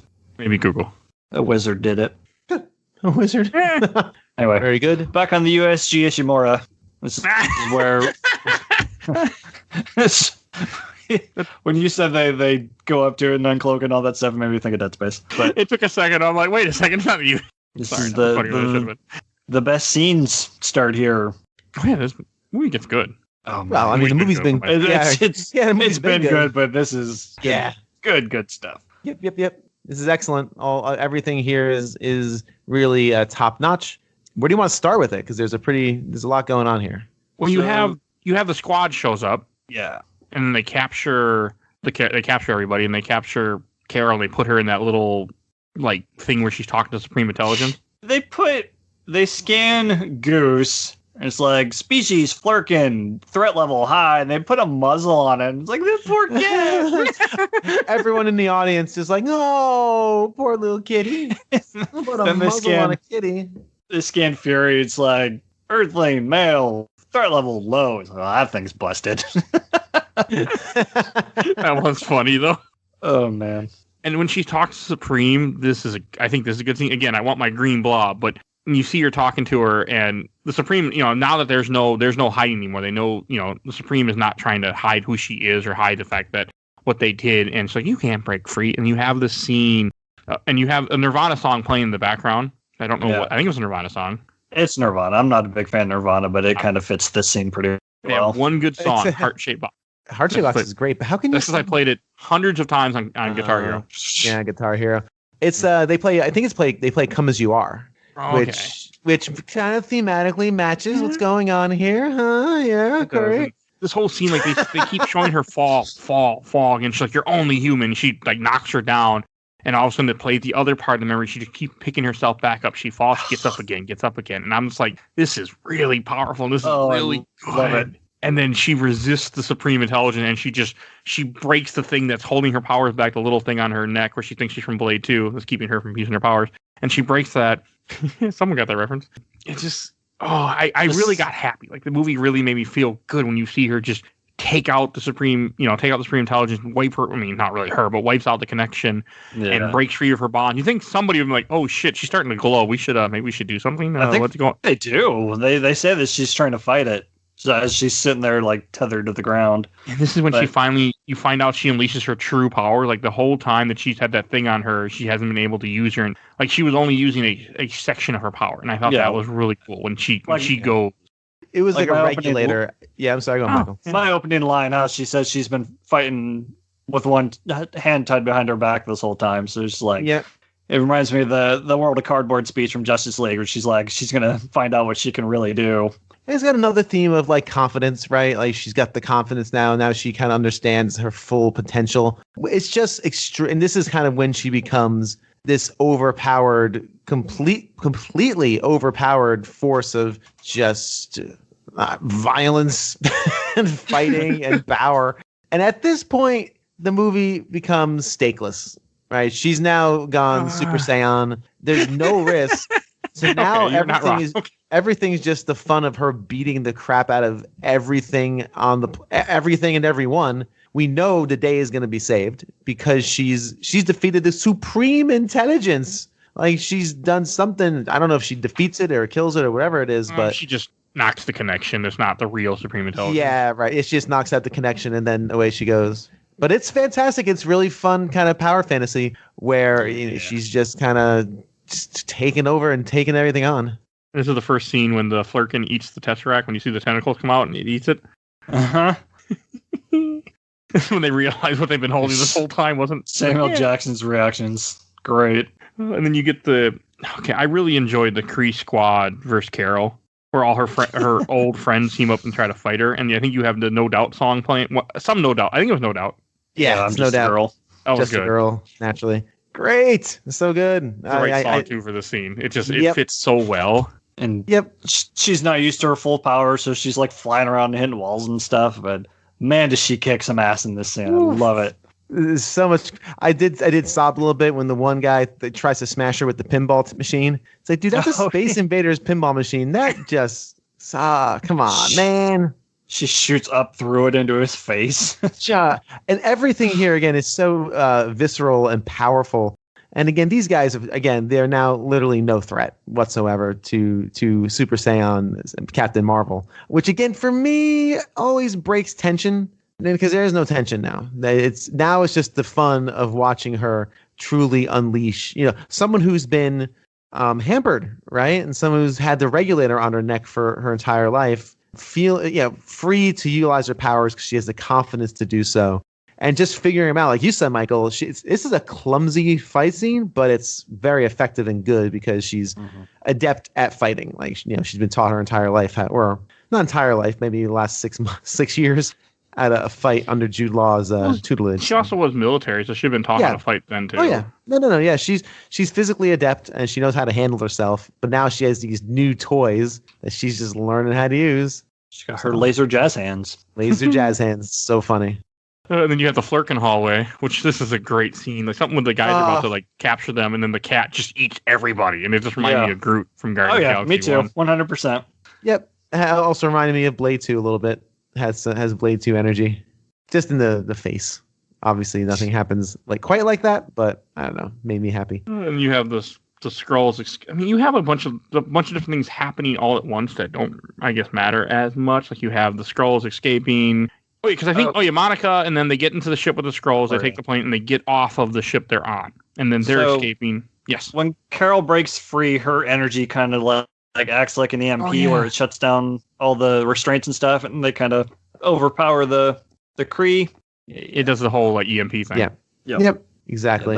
Then they move to escape. Okay, and then you have Carol ends up finding out she can fly because she drops out of space, and then all of a sudden, before she hits the ground, her eyes glow, and she activates her powers more. She's on Jude Law's ship and she just knocks on the hatch. Open up. That was great. I mean, and I love how powerful she is in this. Because she is probably one of the most powerful characters in the Marvel Universe, I think. Oh, yeah. For heroes? Yeah, between her and Wanda, I would say, or them and the, well, I guess Dark Phoenix would be a villain thing, but. She's top 3. Easy. Mm-hmm. For sure. So, which again makes it same issue I have with the Scarlet Witch, right? She just pen her in if you need someone to save the day because of her ridiculous ridiculous OP powers. But we've spent an hour and a half with her already. We've gone through a lot with her. We realize she's gone through a lot, and all this visceral stuff is just fun. Let's just have some fun and kick some ass and make everybody in the audience really happy. Again, in this completely stakeless ending, but yeah, I'm totally here for it. Yeah, it's funny. I usually am not. I usually want some drama towards the end, some conflict, to have that final conflict. But for some reason, this movie, I was very happy to just watch her lay waste to every threat that was once. She put in the cheat code. She put in the Mike Albertin cheat code, and now she's just overpowered and blowing through the levels. And for this time, I was really into it. This is also, you have that scene. You get. Oh God, what the hell is the name of her friend? Not Monica, right? It's Maria. Maria ends up shooting down the Widowmaker that's following her, and I thought that was cool to give her a scene where she beat one of the enemies. That's all I can think. Every time I saw her, I just think of Overwatch, even though I haven't played Overwatch. She just reminds me so much of Widowmaker. Mm-hmm. Yeah. And I just thought about this. Michael, you'll agree. Why does this work so much? What's our magic word for this entire series? It is earned. Oh, These yeah. are earned moments. They have worked hard and they have earned these moments. Yeah. So it's like, and there was no love interest, thankfully, either. Like, there was no shoot-in love interest where she's kissing somebody for no reason. No silly love interest, just character development, building up this very important character in Endgame. Which I'm happy for. Oh, yeah. Like, I'm glad I didn't go down that road and had some just random, like, her having, loving somebody from the 90s that she'll never see again because he'll be old by the time she comes back. So I'm glad another Wonder Woman thing. The Wonder Woman reference would have been if she, loved the guy and he died in a plane, then 30 years later she can't get over it and she made a wish to bring him back, but he just took over someone else's body, but it's not really the guy she thinks it is, but she sees him as the guy she thinks it is and kisses him and has sex with him, but she really should just rape somebody. Okay. You asked for it. So now I don't have to see this movie. This is great. Yeah. Thank you. You asked for it, so you got it. It's like, we haven't seen Maria's flying capabilities, but we've been told that they're good. Because Carol and Maria wanted to be in the Air Force, but at the time they weren't letting women pilot, I guess. Yeah. So that's when they joined up with Lawson to test these new planes, I guess, or whatever she's doing with these things. Tesseract engines. So we know that Maria's got some kind of skill, and we actually get to see it here, and yeah, it's pretty awesome. I enjoyed seeing her. Like, and then you have Ronan shows up. And then Ronan shoots these like nukes to just wipe out Earth, and she just takes them out, and they're like, it's like he's like C-53 doesn't have a defense system to do this. Do now. Oh man, I love this part. She throws one of them back into the rest, and his chain explode, and she flies through a ship, takes it out, and then just kind of like, what are you gonna do? Yep. And we forget about her like spacesuit. We didn't even talk about her spacesuit that allows her to breathe in space and breathe underwater and things like that, which is pretty neat. Like, she has that weird like mohawk thing going on, which I'm not sure if I'm the biggest. It's another reference to the comics. It's from the comics. I figured as such. Her bisecting that starship and exploding it into a million pieces was so great and so fun. It's like my favorite parts of which Star Wars movie is that in? There was a kind of sort of in one of the Star Wars movies. I'm not gonna spoil it. But that's so great. Again, just power, just pure raw, unbridled power, just this force of nature. And like you said, she just stands in front of him like, all right, listen, you got two choices. I'm not even gonna give you a countdown. You can just leave or stay. And he turns back to the jump point, and Ronan lives to fight another day. He lives to dance. I was just going to say that. I'll let you take it. Go for it. He lives to dance off another day. That's it. Up top, Mike. Up top. Air 5. Boom. The best part is none of us are even in the same state. No. Yep. Not in the same state. But hey, listen. She just like punches her fist against her hand and it sends out that shockwave of energy. He's like, yeah, what do you got? Bring it on. He's like, yep, nope, we're good. Peace out. He's like, I'll go exterminate other people. He's like, we'll be back for the weapon. It's like the ship. It's like, no, the woman, and then nothing ever comes. I think originally, Captain Marvel 2 was supposed to take place during the time in between this movie and Endgame. Is what my assumption is, or this movie and Guardians of the Galaxy. I think it was going to be another prequel, but then they decided, as we now know, Captain Marvel 2 is now called the Marvels and going to take place with the other characters. So I think there was a plan they had, but then they went somewhere different. I'm real excited for that. Me too. So, But that's also. We can't talk about it because Bill hasn't seen WandaVision yet. That's right. Keep it to yourselves. Dang it. We will do WandaVision at some point on the show, maybe, depending if we don't hate Marvel at the end of this. So after we give a year to cool down. But I do want to do it at some point. All right, and then you have Carol fighting Jude. And this is a scene that I felt that I really, really liked for a lot of reasons. So she gets down to him, and he's being the dumbass man he is. He's like, okay, why don't you fight me without your powers? Prove to me that you can take me out. Prove Even to me. before And that, he's yelling at her. He's got his gun out, and it's like doing the tense music and stuff. He just puts it away. He's like, I'm so proud of you. It's like, shut up, dude. Yeah, no. She shoots him. Yeah. She just shoots him with her power. She's like, I don't have nothing to prove to you. And I felt like this scene was just so powerful too for a lot of reasons. Like and it's true. Why did she need to prove to this guy? He's a fucking asshole. He pretty much almost murdered her. He killed her mentor, and then he put fake memories in her mind. Yeah. He basically took her life away from her. She lost 6 years. So fuck him. That moment had a lot of Indiana Jones energy for me. Oh yeah. Yep. Made me very happy, which is good. I don't know why people don't do that more. I love the big story with that is he was supposed to fight this guy with the swords, and he was just sick that day. It's like, can I just shoot him? Yeah, he had a nasty case of the flu, and he's like, please, I can't do this. Well, they tried, and he could not get that scene off. Yeah. So they said, fuck it. And it's so good because he just shoots him, because that's what that character would do. Like, why bother? You just shoot him. Yeah. Yep. Intestinal distress would do that. So, yeah, you're right. That is a lot of Indiana Jones energy. And then she puts him back in the ship. And then he's like, I can't go home empty-handed. She's like, oh, well. Like, oh, no, she says you're not. You're going with the message. Like, tell the Supreme Intelligence I'm coming to put a stop to all this shit. Yep. Which, again, that makes me think there would have been a second movie that was supposed to take place. Like, that was her whole plan. But, well, I agree with that, yeah. I think it's supposed to fill in that hole where she's been up until Endgame. Or in the end of Infinity Wars, like, because she's not been in the MCU at all between this movie and that. So she's been off helping the Skrull and taking care of the Kree and whatnot. Yeah, which is... Indeed. I want that movie, but I don't think we're getting it now. So, and this is when you have Goose ends up scratching Fury, so this is how he loses his eye. Yeah, he trusted someone. He trusted a cat. Yeah, I would have trusted a cat, too. It's a pretty kitty. I love that. Was just so good. And then Maria's like, oh, man, are you going to be okay? He's like, oh, yeah, it's just a scratch. And Titleist is like, no. I love how they all know, like, and they've been warning him throughout the entire movie, like, yeah, that thing is dangerous, but it's just a cat. Yeah, well, it's a cat that removed an eyeball through just a simple scratch. So I like that too. I think it's actually pretty neat. It wasn't through a battle. It wasn't through no little cat scratch from an insanely carnivorous creature. And then, of course, this big bad military guy like Fury, of course, he's going to freaking let people believe what they want about it. Yeah, no, I trusted the wrong guy. Or it's not going to say, that freaking cat scratched me. Yep, exactly. No, and I guess the first appearance of a Flerken is 2006, Captain Marvel, giant-sized Miss Marvel #1. Was her cat Chewie? Was he a Flerken? Do you know? I do not know. I don't get the reference. Her cat is actually named Chewie in the comics. Oh, I have no idea. Google says Chewie is a Flerken, so I think that's who Goose is meant to be. But they wanted to go with the Top Gun reference. Yeah, I would have rather had Chewie. But I don't care for Top Gun, so that's why. And then you have the dinner scene where we were talking about where that's when he says it'll be okay, it's healing. Sure it is. Yep. And this is also when she gives him the souped up pager, which we see in the end of Infinity War. Yep.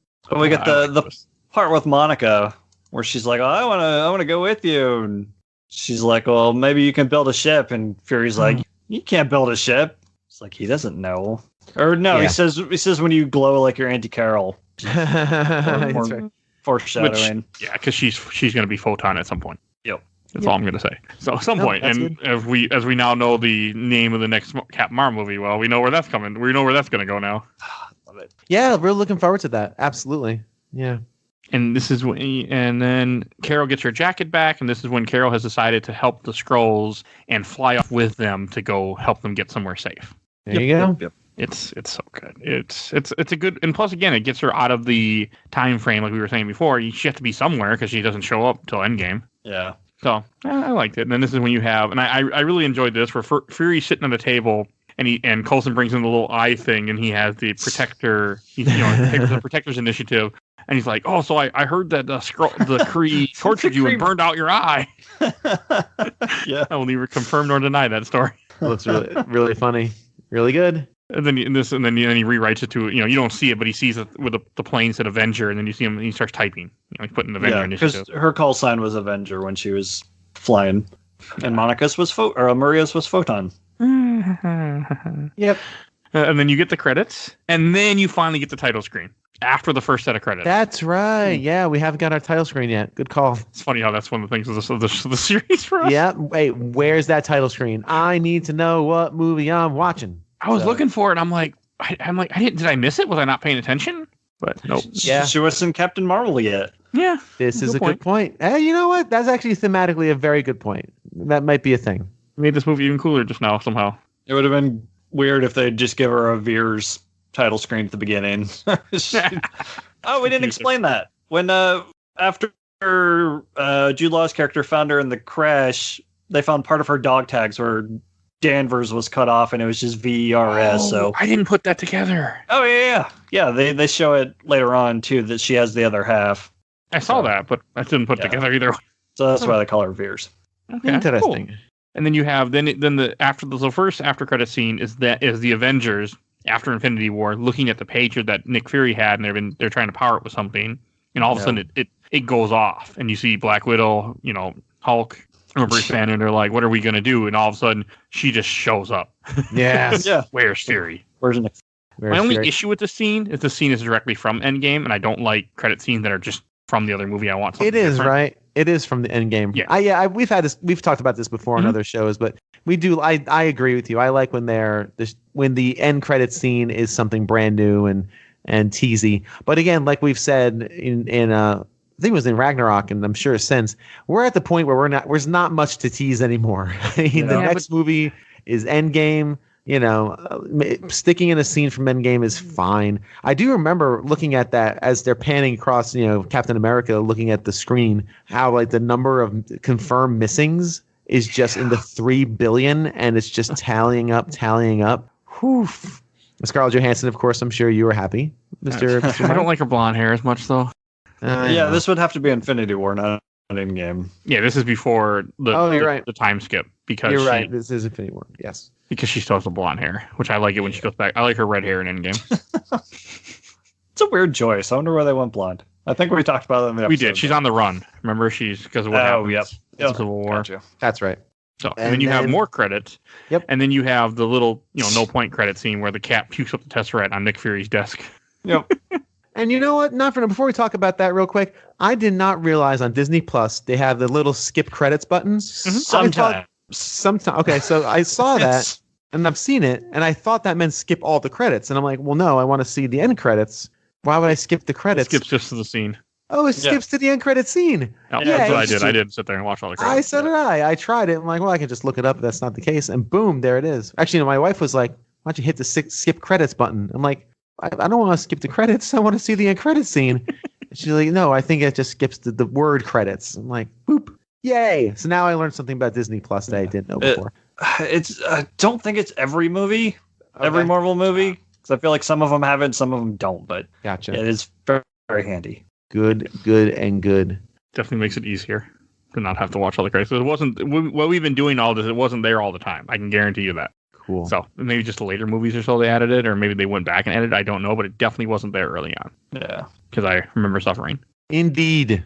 Right, and that's that's it, huh? That wraps up the movie. It brings us the shelf stacker box. Boom. So, Mike, why don't you go first? It's gonna go on the shelf. Like, even with the weird pacing stuff that I mentioned earlier in the movie, it doesn't really detract because it's still a fun movie, and it's on the light side, especially after Infinity War. So between this and Ant-Man and the Wasp, I was pretty happy to have some levity in the MCU. But Brie Larson's awesome. She and Samuel L. Jackson steal every scene they're in because their banter is the best. And like Bill said, it's just a total power fantasy at the end. I'm absolutely here for the explosions and stuff. So on the shelf. Okay. Bill, what about you? It's interesting. My brain says stack. My heart says shelf. And between the two, I'll always go with heart. So I'm going to put this on the shelf. And because they're like Michael put it great, and I really can't add much to it. It's just got so many great elements to it, and while there are little things that I wish there'd be improved upon, they're not enough to make this a stack movie, because it's something I would love to see again. It's like Michael said again. It's got some levity. It's lightweight-ish, not as lightweight as Ant-Man, but definitely, lightweight. The power fantasy at the end is a lot of fun. I'm not immune to those to things exploding. I'm not immune to that. So it's got a lot of charm, and Brie Larson's excellent in the role. It's got a good story. It's got a good kind of little twist to it. It's got a lot of heart. So it's got so much going for it. So I'm gonna definitely put this on the shelf, and happy to see it again. Maybe in a couple years. If I'm getting ready for the next Marvel movie, I'll be looking forward to that. Or Captain Marvel movie. Already came out the time you're hearing this. Black Widow. Oh, I mean, Captain Marvel. Maybe. Maybe. No, Captain Marvel. Captain Marvel. I know. I'm looking at the list. I'm looking at the list of. Sorry, not to go too far afield. I'm looking at the list of Phase 4. I'm like, how are we releasing 4 movies in 2021? Are you really going to do this? Well, because it was supposed to be last year. Right, but they're smooshing Black everything. Widow. Yeah, 4 movies into 2021. I got to make up for those losses. Yeah, I guess so. It's funny. People ask me, "Are you going to cover them right away?" And I'm just like, "No." We can have we can have that conversation. Maybe that's an off topic. I think. I want to cover them, but I think you ought to. But that's my personal opinion. We're going to for sure. Like I want to in 20. I think I want Phase 4 to end and then cover Phase 4. I think we should see him opening weekend and talk about him. It would be better for the show. Yes. I think we really ought to get in the conversation while it's hot. We would have to do the shows before that, since everything's canon. True. This is true. We'd have to do WandaVision and Falcon Winter Soldier, and then Loki, and yeah. I like how we're producing the show during the show. Everyone sees the process. People like their inside baseball. Exactly. All right, I'll go last. So for me, this is also going on the shelf. I really enjoyed this movie a lot more than I expected to. I remember liking it. And then as I was watching, I'm like, okay, this is actually really, I'm enjoying myself. Like it's fun. It's a good movie. I'm entertained.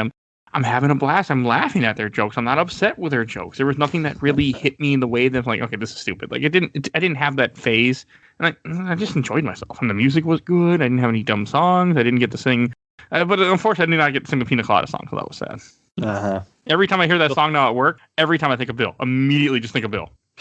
It just happens immediately. When I hear, "Do you like pina coladas?" I'm like, Bill. Like, every time. All right, so this is going on the shelf. It's a great movie. Definitely should watch it. It's gonna be interesting when we do our rankings. And yeah, so it's going on the shelf. God, I gotta do rankings. Oh my lord! I've been doing them throughout this entire thing. I forgot about them. That would be the way to do it. Yep, I should have done that. All right, well, what I'm gonna do, just so you know, I'm gonna take like 26 pieces of paper. And that's what I'm going to do. I'm not kidding. That's exactly what I'm going to do. Write the name of the movie. And I'm going to just just organize it. And what's you're going to pull blank ones? But I think I know my top 3. There's 23 movies. Yeah, I think I know my top 3. But this is episode 21 of this. I didn't know the numbers. I forgot to write it down until I did the ranking. I figured out what number we're at. But yeah, this is 21. I thought you were going to say you're going to pull them out of a hat. And that was going to be your order. Like, number 1 is Thor Dark World. Thor Dark World. That charming film about just gray land. Let me listen to that episode again because I don't remember. Hey, on YouTube, everyone clicks it. And guess what? People are going to click this one because by the time this is over, it's almost going to be exactly the length of this movie. It's like 2 hours and 3 minutes. Basically. Yeah, this is going to be almost exactly the length. So people since we brought it up, I'm going to see if I can find, I want to see how many, because we tend to do, even though this is completely off time, because, I record these way in advance. Thor Dark World is currently, at the time of this recording, in May 22nd, 27,357 views on our YouTube podcast. It's insane, people. And I guarantee you almost all those views are like 3 seconds when they go, oh, this ain't the movie? Fuck them. This is 23,000 people. I guess 23,000 people want to see Thor Dark World. 27,000 want to see Thor Dark World, but not pay for like Disney Plus or for it on Amazon, like $3. I can see half of that. I could see if you actually do want to see it. You probably don't pay money for it. Yeah. The fact that you want to see it in the first place is just like, why? I was excited. It's not where you go for that, sir. That went away real fast, but I was excited to see it back then. Anyway. Okay, very funny. We should introduce what we're talking about next time, which is obvious. We're going to be covering Avengers Endgame. That's it. The big one. The biggie. Which I'm not excited for in any shape or form. No, I'm going to have to get a more comfortable setup for that recording day, I think. Yeah. That's going to be a long one. We really may have to take a little break, a little lunch break. Oh, yeah, I'm positive. I mean, that's because it's a 3-hour movie and little intermission. I am looking forward to it, though. I mean, Endgame is a triumph. We all know it is, and Endgame it's going to be fun just discussing it. The end of Phase 3. Absolutely. I don't understand why it's not. It makes no sense. I'm sure it's more licensing bullshit. It's just, hey, we're allowed to make another Spider-Man movie. Let's go ahead and make it. Yeah, but it has to be after our tentpole, MCU movie. You'll see when you see it, but I have issues with it. Yeah. Okay, fair enough. It's also it's very much of a high school comedy type movie. Oh, yeah, you guys have been saying it's very John Hughes. Hughes. Yeah, which I think you'll like it because you'll like stuff like that. I have issues with it, and I haven't seen it since it came out in theater, so maybe my opinion will change when we watch it later this year in 2 months. Same. Oh, so yeah, that about wraps up this episode. Now we just got to do plugs. And Bill, why don't you plug your show? Oh, yes, thank you. Show is called A Gamer Looks at 40. It's a retrospective of the history of games as told through the stories and recollections of everyday people who've lived it. It's I'm 40 now. I'm old, and I decided maybe to kind of tell some of the stories of myself, kind of how games have affected my life and other people as well. We do themed shows. We do individual stories. As of this recording, the next episode is just the story of my best friend who was a Sega kid in a Nintendo world, and it's how that happened is very interesting, and how he reacted to it is also very sweet and charming. So do listen to that. You'll hear these two gentlemen on a future show at some point. If you listen to that third episode, which again, by this time this comes out, there'll probably be like 10. It comes out on July 22nd. There'll be a lot of episodes by then. Maybe there's a plug for this show. I don't know. Perhaps there's something in there hidden within the bowels of a program. So A Gamer Looks at 40. Check us out on Twitter at A Gamer Looks at 40. And if you have a story you want to tell about any era of gaming, I'm going to do this until modern day. Hit me up at A Gamer Looks at 40 at gmail.com. And thank you for the plug, sir. Of course. I mean, we plug you. I mean, you plug you in a regular show too. Hey, you're one of us. Oh, you guys are just You've been on a lot of episodes at this point. God, 20 something. Yeah, the 5 people who've been on this. Wait, is it 5? No, 6 people that have done this show. You are been on the second. Well, DJ was the least, and you'll be the next, but you're working your way up. Yeah. So, are you not counting the MCU stuff? No, I'm counting with everything all together. Okay. That we've done. Oh, neat. No, you're. Okay. And then if you enjoyed this episode, please go check out the rest of our MCU. We painstakingly have went through all the MCU movies up to this so far. Please go listen to them. Show us some love, because we need it for the pain we've been suffering for this. So, I don't know if I'd go that far. Only Iron Man 3 and really, Dark World. I mean, really, I sit here in front of a microphone for 2 hours and talk either praise or shit about movies. I mean, it's not a big lift. No, it's just me and Mike have gotten so burned out because of everything else that we do. So. You guys put forth a lot. I'm waiting for the. And we have all break. these ideas that we want to do, and we can't because we're still trying to finish this idea. So yeah, pretty that's much. The problem. Two more. Oh yeah, and I got to get the rest out of the can too, which is it's getting there. So yeah, all right, and please go check out the rest of our episodes. We do comics, we do movies, we do games. That's our bread and butter. Definitely go check out all our game episodes. And if you enjoyed our intro outro, courtesy of Bubby, a.k.a. Mike Stoney from ZP Bite the Bullet, Song the Cool Kid Squad, definitely go check him out. You'll see a link in the show notes to his YouTube channel, so please go follow that. And we have a Patreon if you want to help us out, like someone did, at least the time of this recording. We had our first Patreon, but I'm sure by now we should have more. Please go, you will see a link in the show notes. Go follow us on Patreon. And please follow us on Facebook, Instagram, Twitter, and on YouTube. You just search Games My Mom Found. You will find all the social media accounts that we have, that I run. You'll find us on YouTube, which is just, there's no video content, but people keep subscribing to us on YouTube. So just go help us out, give us some more subscribers. So, and go click on that Star Dark World too, just because. Let's do it. Just click on it. Make that counter go up. I think YouTube stopped showing it to people though, because I don't get clicks on it like I used to. So I'm pretty sure YouTube's like, nah, we're done showing this. We're done promoting this to people. It's funny. I don't care. It's not like I get anything out of it. So, all right, that is everything that I need to say. We will see you next time in the MCU for Endgame. Bye, everybody. Bye.